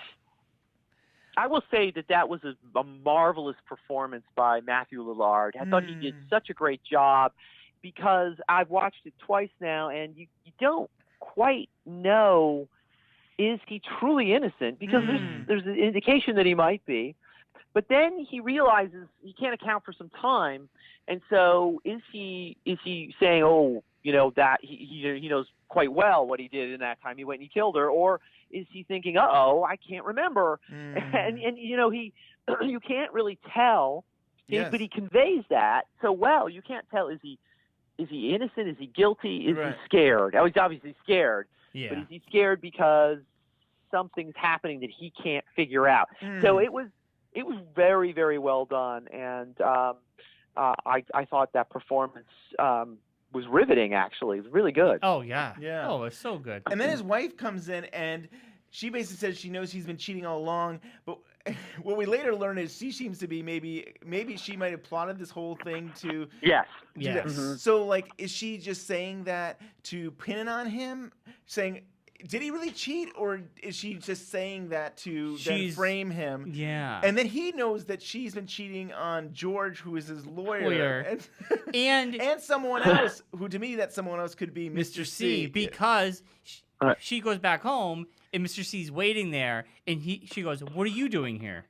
Like, she knows who the Evil Cooper is. Who he is. Yeah. And Cooper, Evil Cooper's got George's gun and shoots her. Again, there's this theme of trauma to your head, which was very happened in that last episode, episode 29, where it seems like everybody's head is getting smashed in or blown up. Question, John and Ben, did you guys notice when he shoots her in the head that the screen freaks out? Yeah, there was a jump. Yes. I thought it was just a technique. It's perfect. Yeah, it was good. It's a it's a deliberate visual technique that Lynch is using to convey that violent, impact. I thought it was great. I thought it was, again, too. Lynch experimenting and working with the medium of film in a way that we don't see anyone else do. I mean, he's still able to introduce these new ways of visually conveying information, and I just marvel at how great he is as a director. Yeah, I didn't know, because when I saw that, I was like, "Is that like a time?" It was weird, and I thought it was interesting. Yeah. But I'm like, did it convey something that's meaningful, or just doing something when she gets? I mean, the whole screen. I think it was frame supposed to be moves. jagged. I think we're supposed to kind of jump or react to it. But I was thinking like time. Is there time shift or something? Time shift? Is there something there? Is it more meaningful, or was it just a cool thing? I don't know. Right. Yeah. And we go to a new location, Las Vegas.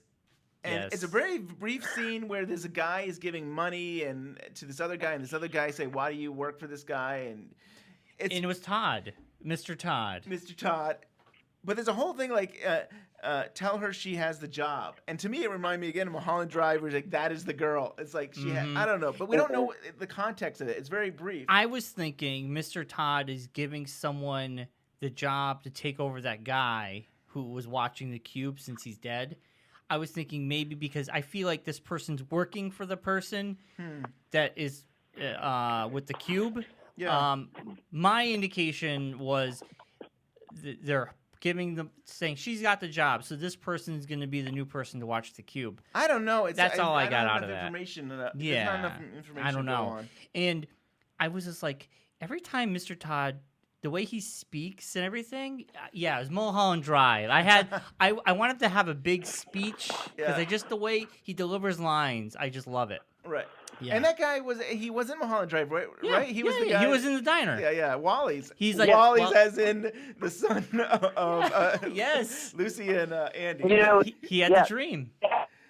Actor was at the premiere. He was right there out in the lobby when I was out there, and I kicking myself now for not chatting with him because he's got such a striking look, and he's played these characters now, certainly significant in Mulholland Drive and now in Twin Peaks. So I would love to have heard some of his comments about the work with Lynch. But that scene was just one of those planted scenes that we're going to get back to that later on. Yeah.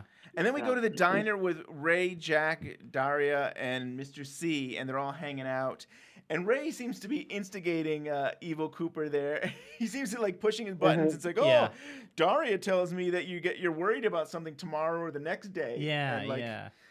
Evil Cooper's like, I'm not worried about anything, but he seems like he is. And I think we'll learn in this episode that it's because of the Black Lodge, right? I mean, he needs coordinate. He needs coordinates of some sort. Or he's afraid that he's gonna have to be. He's forced to go back, and he doesn't want to go back. Yeah. There's a whole fascinating plot line that's being conveyed primarily through dialogue here, of all these conspiracies and plans and plots. So you've got, and I might jump ahead a little here, just in the episode, not beyond it, but so you've got Ray and Daria. The bad Cooper, quote, wants something. He doesn't need anything. He wants something. Yeah. And they can get it for him, but he is the only one that whomever this woman is, or the secretary to someone else, will give this information to Daria, but no one else, or only her, I think, that's stated. Yes. And then we find out later that maybe Daria and Ray have been working and they've been paid to set the bad Cooper up and kill him. But they may have gotten the information, too, that he wanted, so we're not quite sure. Ray is supposedly been put in jail, but the bad Cooper suspects that. He thinks that that's either a lie or another part of the setup. And then we get a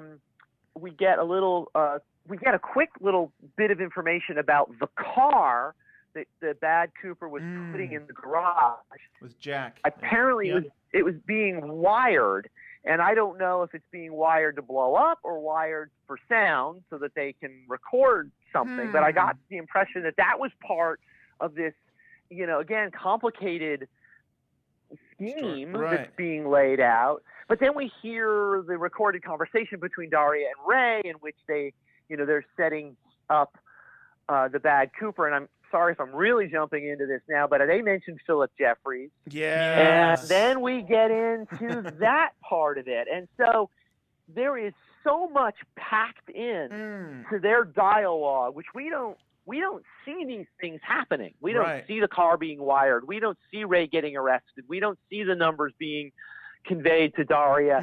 We only hear it, and we got to put it together. Right. You really got to write it down.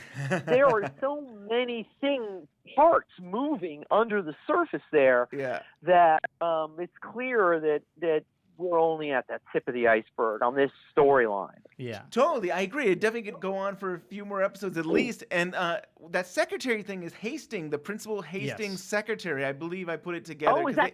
Yeah, because he says Hastings. Really? Oh, he goes Hastings. Yeah, he says Hastings. So I put it together that it was the principal. And if Ray, nice, I didn't catch that. Yeah, I mean, I think it was only my second. It took me a second time because by the time you hear Hastings again, you're in the middle of the second episode. Yeah, and I'm like, who's Hastings? And then when my second viewing, right, the principal. Oh, it's the principal. Right. And Ray goes into federal prison in South Dakota, so I'm thinking that he's probably in that area trying to do whatever.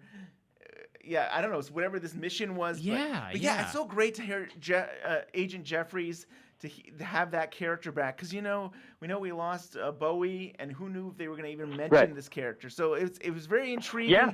And then there's a whole phone call with Evil Cooper and maybe Agent Jeffries or somebody else, or because he goes, it's somebody else. Yeah, right. And so somebody else, and of course. Yeah, well, that conversation is just thrilling because it is supposedly Jeffries. It's not Jeffries. He says, you're going back in, and I will be with Bob again. And so we get that reference to Bob, and then we also get the voice say, "You met with Garland Briggs," and so these callbacks to the old series. We knew Major Briggs was important. Obviously, we know that from the Frost book, but even without Frost book, Major Briggs in the last episode is being set up to, well, I don't mean that in a bad sense. He, from the narrative point of view, he's supposed to play an important part when Sarah Palmer comes and says, "I'm in the Black Lodge," So they're referencing back to some of that, or at least acknowledging that. And it's packed in there. I mean, there's really so much information that comes across that you need multiple viewings to start. I feel like this feels like Mark Frost. Like this feels like old school Mark Frost. With we have Josie and Ben and all these different characters, and there's some kind of plot going on, and it just But I liked it. Ben, I thought the same thing. Especially in those scenes where there was so much information, I thought, this is Mark Frost. He's got it all intricately plotted out. The backstory's figured out, and it's all scripted out. And Lynch is, well understands. Yeah, this is how the plot moves forward. I mean, we got to put these in, and so he's, that there is this intricate plot, and this is what we talked about years ago on your show. It's like. We got Frost and Lynch back together again, and Frost's steady hand of pushing the plot forward, and Lynch taking it and just playing with it and molding it and stretching it, and so it's exactly what we wanted. It was perfect. Yeah, it is something else. Maybe we can dive into all the Red Room stuff, Yeah, I have a big question about the Red Room stuff, but I'll wait till we get there. Well, we're there now. I mean, go ahead. Okay. Well, we know, Laura shows up and they have their kiss, and she whispers something, just like old times. Yeah, it was so cool to see that, and it was really cool. But it perceived that she got sucked out of the Red Room. I don't know if you guys. She freaked out and got sucked out, and then you have Leland saying, "Where'd my daughter go?" Or he didn't say, where did Laura go? Find Laura. Find Laura. But I agree with you. She probably went into that The glass cube. box there. Yeah, a glass cube. Now, this is far-fetched. That woman with no face, that wasn't Laura. But a part of me was just like, What are you talking about? well, I mean, Laura gets sucked out, but I'm assuming that person that didn't have a face that attacked the young couple, that was someone else. So if you're going there, I'm going to go this way. John, you had a theory that I think we briefly mentioned it on our prediction show, but you have a theory about Laura Palmer, and do you want to talk about her what you thought about for the new series? Gosh, what was my theory? Your theory was that Laura Palmer was alive. Laura Palmer was alive. Yeah. You know, I always thought that Laura was going to be a significant presence. Yeah. And that she could be alive. I think back then, before seeing anything, I thought, well, maybe, you know, they'll start it all over again, and she never died or whatever. Right. But yes, Yeah. Laura is alive. She says, "I'm dead, but I'm also alive," or I can't remember the exact that's it. dialogue, but it's great. I live. And I think so. Yes, I think we are on to one of the most important parts of the whole 2 hours that we've seen. Laura conveys some very important information to Cooper. We can't hear it. She also opens her face and bathes him in a white light, which I think is absolutely vital. Wow. Then she, seemingly against her will, is forcibly removed from the Red Room. She is now gone from that realm. And then we see a short while later Leland, and it's Leland. It's not Leland's doppelganger because there's no white eyes, and it's not the Leland with the white hair. It's Leland from Fire Walk with Me, Leland. Yeah. You know, and so he almost seems to plead with Cooper, find Laura. He gives him that direction, and I think that's absolutely important. That now part of what's going to unfold over the weeks to come is Laura is now in the real world, perhaps, and Cooper has to find her because she still has such an important role to play somehow in all of this. And it's the Leland sequence that makes me think back to what I said earlier, is I think there may be some redemption for Leland. I think that these characters aren't just there to service the scene. Oh, look, there's Leland. Oh, look, there's, Sarah Palmer. Right. I think these characters are going to have something to offer to the overall resolution to the story. And then perhaps Leland will find peace. Perhaps he will be redeemed in some way for all the bad things he did. Because that's Leland. That's not his doppelganger. Yeah, I agree. And so I almost saw it as a hopeful scene. Yeah. Leland's like, I've got a chance to correct the wrong. And he looks to Cooper and he says, find Laura. Right. Because there's still a chance for things to be made right. And I thought, wow, that's great. Just great agree. stuff. Yeah. My hope is that Cooper gets out of the Red Room and is somehow able to get back to his old self. And we can have that somewhat of a happy kind of Cooper that we love, and maybe that is it.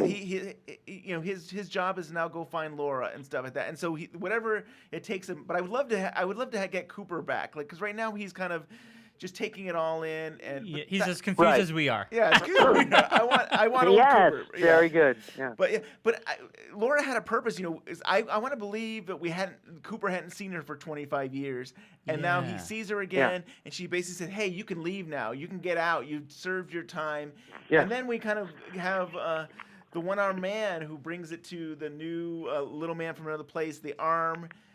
The evolution of the arm, and that has a message of you can only get out if the evil Dale comes back in. But that's where I get confused because he gets out.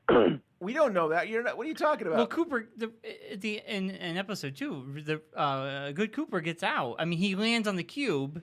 So I assumed he's out in the real world. So how does he get out without? We should leave that for next week. I know, but how does You know what? No. I think we can still talk about this within just the context of the 2 episodes. I think. So what you see real quick is you see the arm now in this new form, and he does convey this, or it conveys this important information to Cooper, and then Cooper. kind of weaves his way, as he will do, through the corridors of the Red Room, and then he encounters the doppelganger of the Arm, whom we actually saw in the final episode. Right. And so the doppelganger is certainly portrayed and conveyed in an evil way.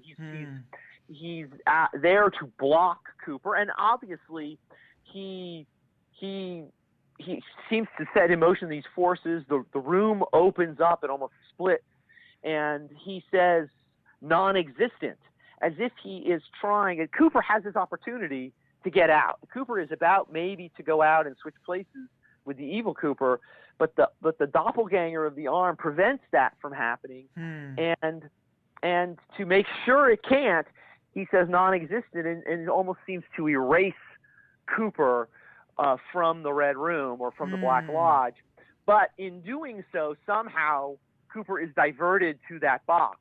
Yeah. And I would argue that the last scene we see, at least in part 2, is Cooper is still kind of floating, washing through that watery space or whatever it is. And so he isn't out in the real world yet. And so the doppelganger seems to be, a malevolent force to prevent that good Cooper from getting out. That's how I read it. Yeah. I think there's more to come on that. Yeah. But, so, John, what is your do you think the Arm is still evolving, or is that at the final state that it's going to be at? Oh, good, excellent question. I don't know. It would be very interesting to see if we see it in some sort of different form, somewhere down the line.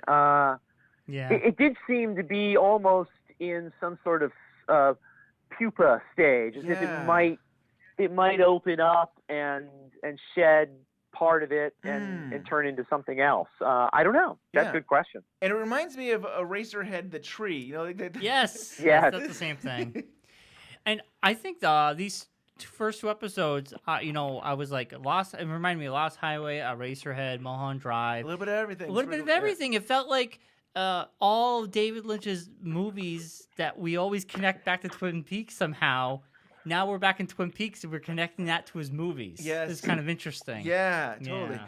And then we get to a scene where we're at the Palmer house and Sarah Palmer's watching TV. And she's watching maybe a geographical, I don't know. She's watching lions maul, I think, an ox or something. Yes. But interesting is I don't know. It's interesting to see how her emotion is, because I don't know if it's. She was into it. She was into it, but I almost felt I felt like she's lived with predators and in dealing with this stuff, and it's almost, I don't know. Was it making her feel alive again? Maybe she's dead inside, and she's just she's looking for something to get her going. Yeah. I don't know. I think both the Sarah Palmer scene and the Leland Palmer scene are actually not surprising, because we've already been told how these characters are before this show even started in what is now probably an extremely significant piece of the story, when David Lynch himself interviews Leland Palmer and Sarah Palmer and Laura Palmer in that Between Two Worlds extra Between Two Worlds piece of the Missing Pieces Blu-ray, the complete mystery. And you see these answers from these characters, and as I recall, Sarah Palmer kind of describes her hermetic life that she's leading in this old house to David Lynch. And so we're seeing that. Now we're seeing the actual reality of that in this part of her sitting alone in the dark with a lot of alcohol and cigarettes, and somehow being mesmerized by scenes of extreme violence, albeit from nature, but brutality and blood and death. And she is still reeling from the tragedies of her earlier life. And again, I will say, I think that this is all deliberate, that she will find some redemption in her suffering as well. Something will come of it. Yeah. So I hope so. And I like that shot. So there's a shot. First we see the TV, and they kind of go over to her on the couch. And in the back of her is mirrors, and you're still seeing this violence on the mirrors. And it made me think of Bob. That scene where Frank Silva accidentally is in the mirror. But it's that, I don't know. It just felt that way to me. I think that was very deliberate. I think the idea of mirrors behind Sarah Palmer was not an accident. I think Lynch knew that was a great way to convey her mental state and the forces that surround her. So, yes, it's striking imagery. Beautiful. Yeah. And then we're ending this the second part with the Roadhouse. We're back at Twin Peaks. We have the Chromatic singing Shadow. And we have Shelley hanging out with her friends, her girlfriends there. And so my theory about Shelley, she mentioned she has a daughter. So I think, I think her and Bobby is my theory on this. Her and Bobby had a kid.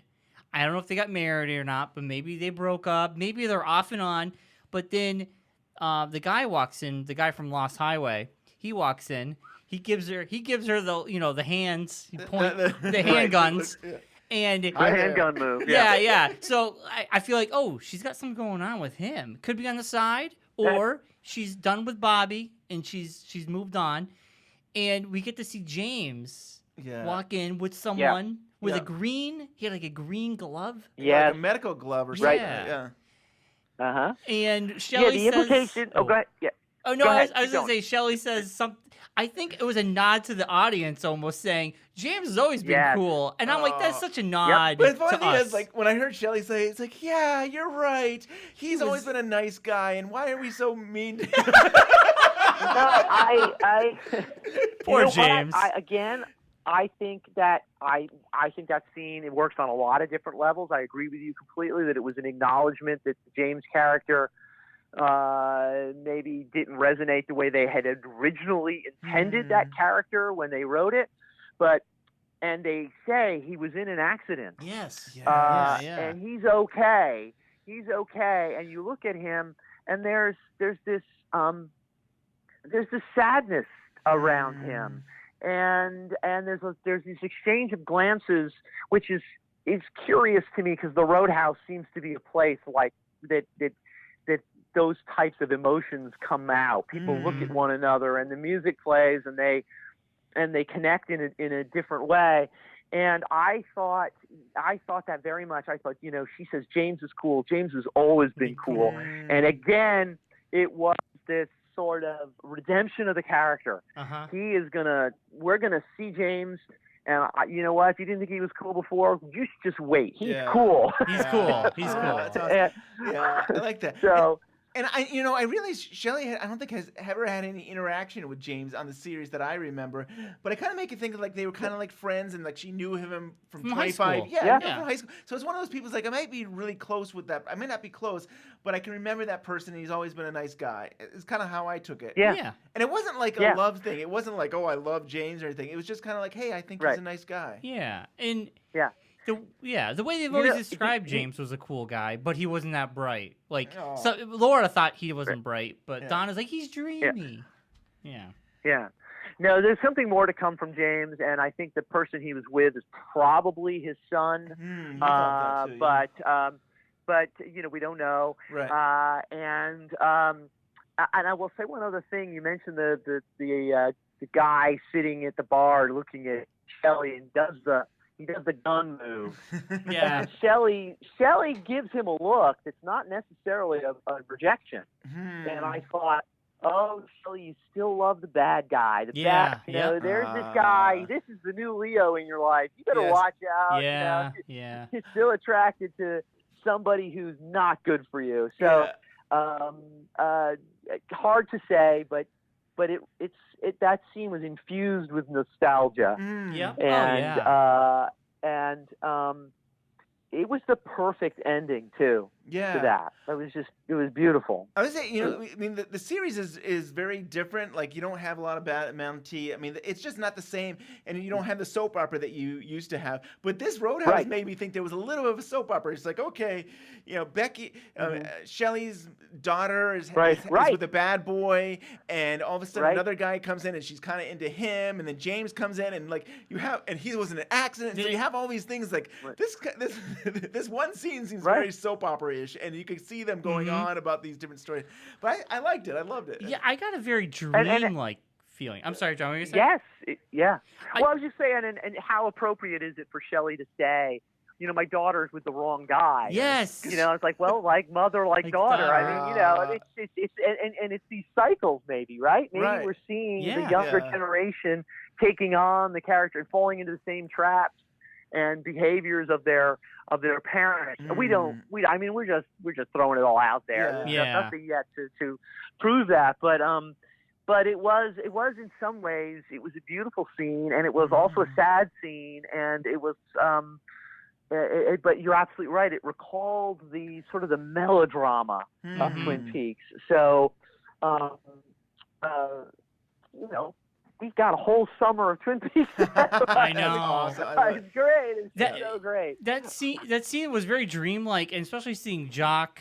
Now we know it's not really Jock. It's one of the brother. Yeah. But a part of me, I saw his face, and then I see Shelley and all them, and it felt like a dream. And I was like, "This is a crazy theory." And obviously, it went out the window. My second viewing, my first viewing, I was just like, "Oh, wouldn't it be interesting if all these old characters just somehow would just meet in the Roadhouse over time? And what if they're all passed away, and this is just..." Then I was like, I'm going down Lost. Yeah. And then I'm like, I'm going down the Lost highway. I'm going down that way. Don't go there. Yeah, but I mean, that's what I thought of just in the beginning when I saw Jacques, and I'm like, why is he there? And then when she says, Shelley goes, "Oh, James was in a motorcycle accident," I'm like, well, that doesn't mean he survived it. Yeah. That means now this is where he is. I hope it doesn't go that. I'm glad.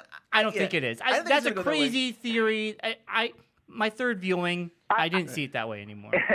I think your theory is probably a little too far-fetched for the show, but I think you're on to something about the Roadhouse. I think the Roadhouse is a place. It's one of those places the owls were gathering at the Roadhouse. The log lady came to tell Cooper that. It was at the Roadhouse that Bobby is at the bar and Donna is crying, and they know that Maddie's been killed, but they don't know. Right. And the Roadhouse is a place, and that same kind of thing was happening again. Not maybe to that extent, but there was a nonverbal communication happening. There was a connection happening in that place. These characters somehow either become more aware or more connected. Yeah. Maybe I'm reading too much into it. No, I see and maybe that too. I'm just maybe I'm just romanticizing it, but I love the idea of the Roadhouse as this place where you go and you connect with yourself or with someone else in a way that you can't anywhere else. So and the music, it's a place where there's always music in the air. That's right. It's true. It is. So, I love it. Yeah. So it's beautiful, isn't it? It is beautiful. I think about the pilot. The pilot, we have the Roadhouse and we have Julie Cruz, and to be able to do this is almost like a new pilot for the new series. That they still have that there's still a special vibe in this place of music, and I loved it. I thought it was so good. Yeah. I think we covered it all. I think you did. I mean, I think we hit upon everything. I can't think of any. I'm. Oh man, I was so satisfied. I was so really happy to get once I got through. Well, I mean, John and I got through 4 parts, but even like these first 2 parts, they were so good. They really set things up for future parts. Oh, I know. It was really good. I think it's safe to say. I mean, we just talked about part 1 and 2 for I don't know what, about an hour and a half. Yeah. And we didn't even cover. I think we maybe covered about 70%, 50% of. We didn't talk about the weird apparition in the jail cell. We didn't talk about some other sequences that happened here and there with the bad Cooper. And so you think about it. I mean, we have 16 more 16 more hours to come, and I don't think we're going to be able to stop talking about it for years to come. And that is a great thing. I mean, I'm going to be writing about it, I hope, for years to come. Oh, yeah. Your guys are going to be talking about it. We're going to be finding connections that we missed. We did talking about it now. We made some observations that had never occurred to us until this conversation. And so everyone is going to be talking about it and thinking about it. And I mean, it's so much that they're giving us from the show. I don't think any other television show can provide that richness. There's a lot of great TV out there, but this is something else entirely. This is a whole different world that David Lynch and Mark Frost have created for us to just go in and examine and experience, and we're so lucky. We are to so have lucky. it. So lucky. Yeah. So, and I think there's no way to predict what's going to come next. You know what I mean? Like other shows, you say, like, okay, I think next week most likely so and so will be doing this, and you get a general idea of where they're going. Like I have no idea next week what's going to happen on this show. I don't. Yeah. Right. I love it. I love it. We really don't. So I will. I know we recorded this for the podcast, and it's great. But I'm sure you guys, you and I will be texting and talking again on the phone, to just like try to get our heads wrapped around it. So, yes, it's a great thing, and I feel like you're getting I get a good vibe from the community. I think the community really is enjoying the. I haven't heard any complaints about this. It seems like it's been really positive. But I think of the community. I was telling Ben, I'm like, do we live in a bubble? Because on Twitter, on Facebook, and on Reddit, everyone's loving it. And I think beyond that bubble, I was looking at the IMDb rating, and they're high. It's like 9.8. Awesome. And then if you go on even ratings on IGN and other places, it's all in the 9s. So I think even people outside of the Twin Peaks community who watched it and didn't think about it beyond that are still enjoying it. Yeah. And that's a good sign. Yeah, there have been a few negative reviews. There was one extremely negative review in TV Line, I think. What's the guy's name? Michael? I can't remember the critic's name. I know what you're talking about. I can't think of his name either. Yeah, he gave it a D-. Wow. And he was at the premiere, and I did not see him, so I can only give you this secondhand. But someone I was with when I was out there encountered him and asked him what he thought, and the quote at that Friday night was, "I hated it." And so we knew in advance there were some critics that were not happy. But you know what? I'm going to also give a shout out to David Bushman, who is a great Twin Peaks student and scholar with his Twin Peaks FAQ book. And I met him in New York a couple of months ago, and when I saw you, Ben, out there. Yeah. And I'm going to give David Bushman full credit for this concept. He said, David Lynch is asking us to meet him on his terms, not on our terms. Right. Yeah. And true. So David Bushman, full credit for that idea. And when I read that bad review, all you could see in it was, this is my terms, and they weren't met. And I will just say this to anyone who's considering watching Twin Peaks and never has or wants to go back to it. David Lynch has a way of saying, open yourself up to what he's doing. You may not like it, and that's fine, but you got to play on his playing field, not on yours. So, and I think the hardcore fans understand that. They're like, yep, we're willing to walk in there and just let it wash over us. Oh, yeah. Yeah, definitely. And our friend Jubal from Counter Esperanto, he was on social media, and he made a great point. And I think a lot of people, you go into this thinking, are we going to go back to the town? And am I going to have nostalgia just wash over me? And it's just going to be a carbon copy of what we've already seen, but that's what I want. That's what I think I want. And he made a great point saying the original show came out when soap operas and all this stuff was very popular. So they're taking a slant on that. Now we're in the golden age of television. TV has definitely changed. And now Twin Peaks is modern. It went with the times. Right. and it still gives us elements of that classic feel, but it's a new beast, and you have to accept that, you know. And I thought he said that very well. I totally agree. I've made this comment on some other interviews before.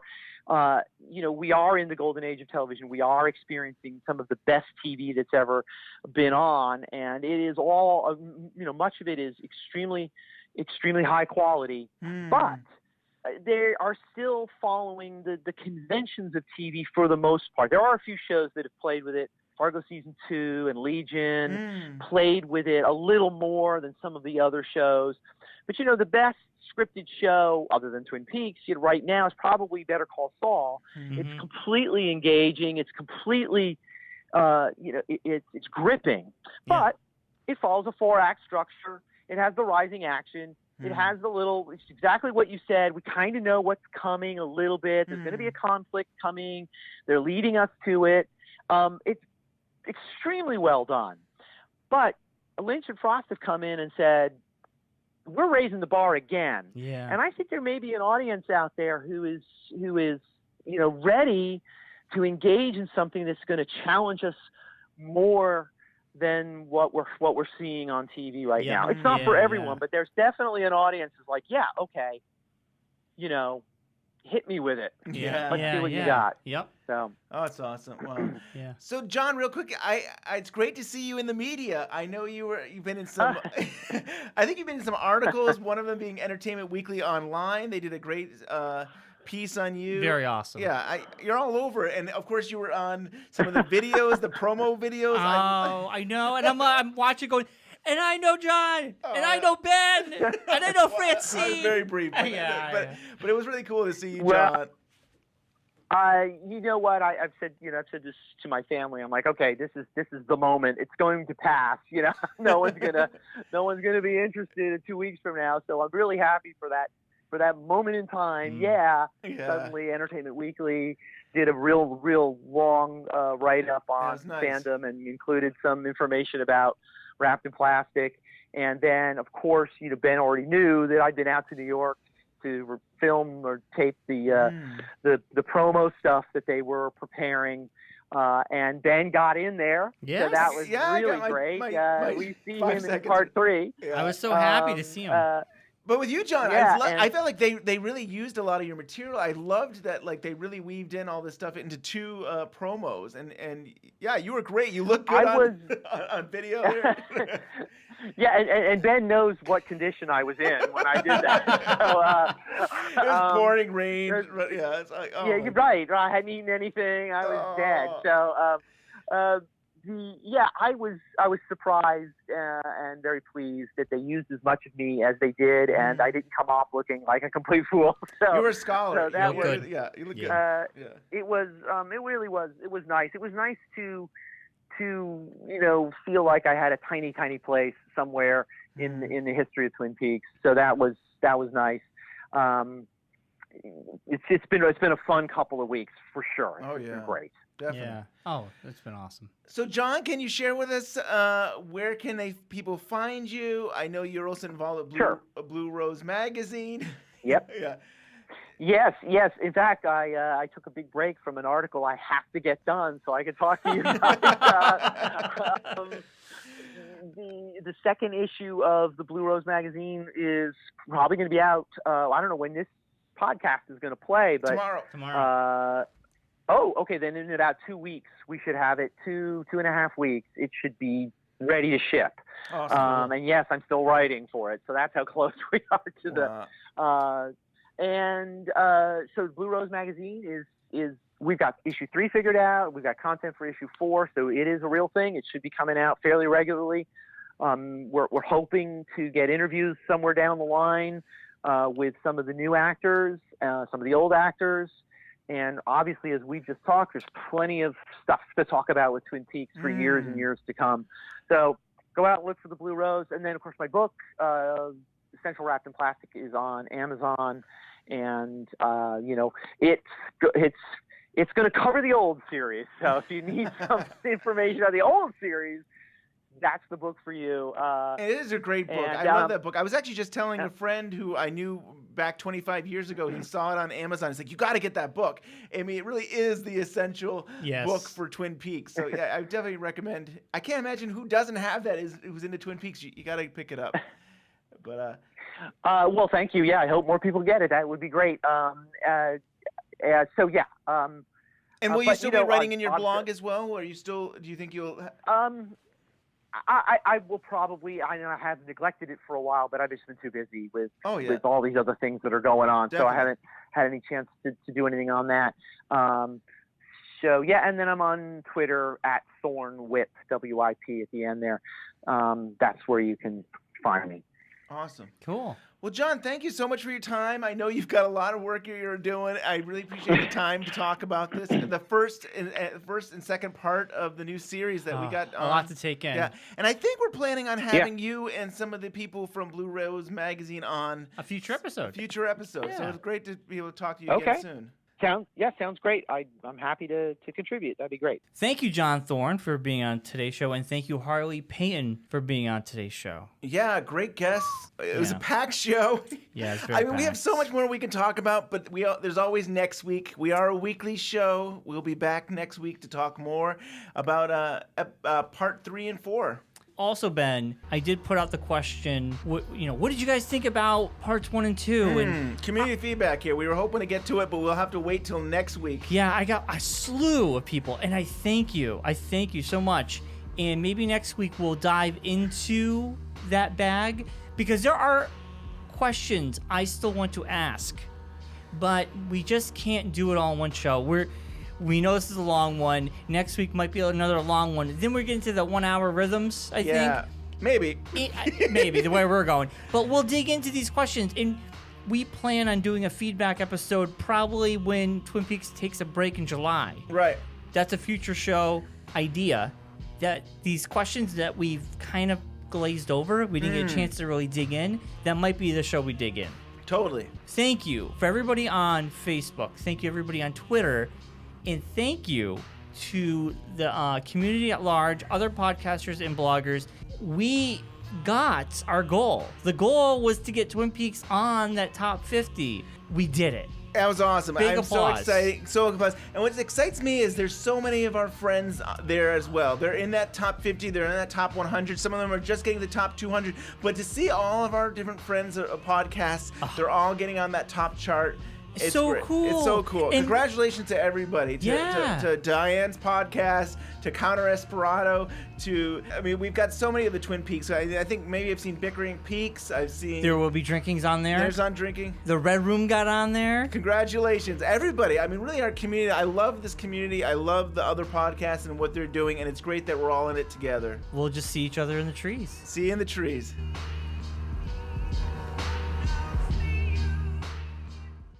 Deputy Hawk, if I'm ever lost, I hope you're the man they send to find me. May the wind be always at your back.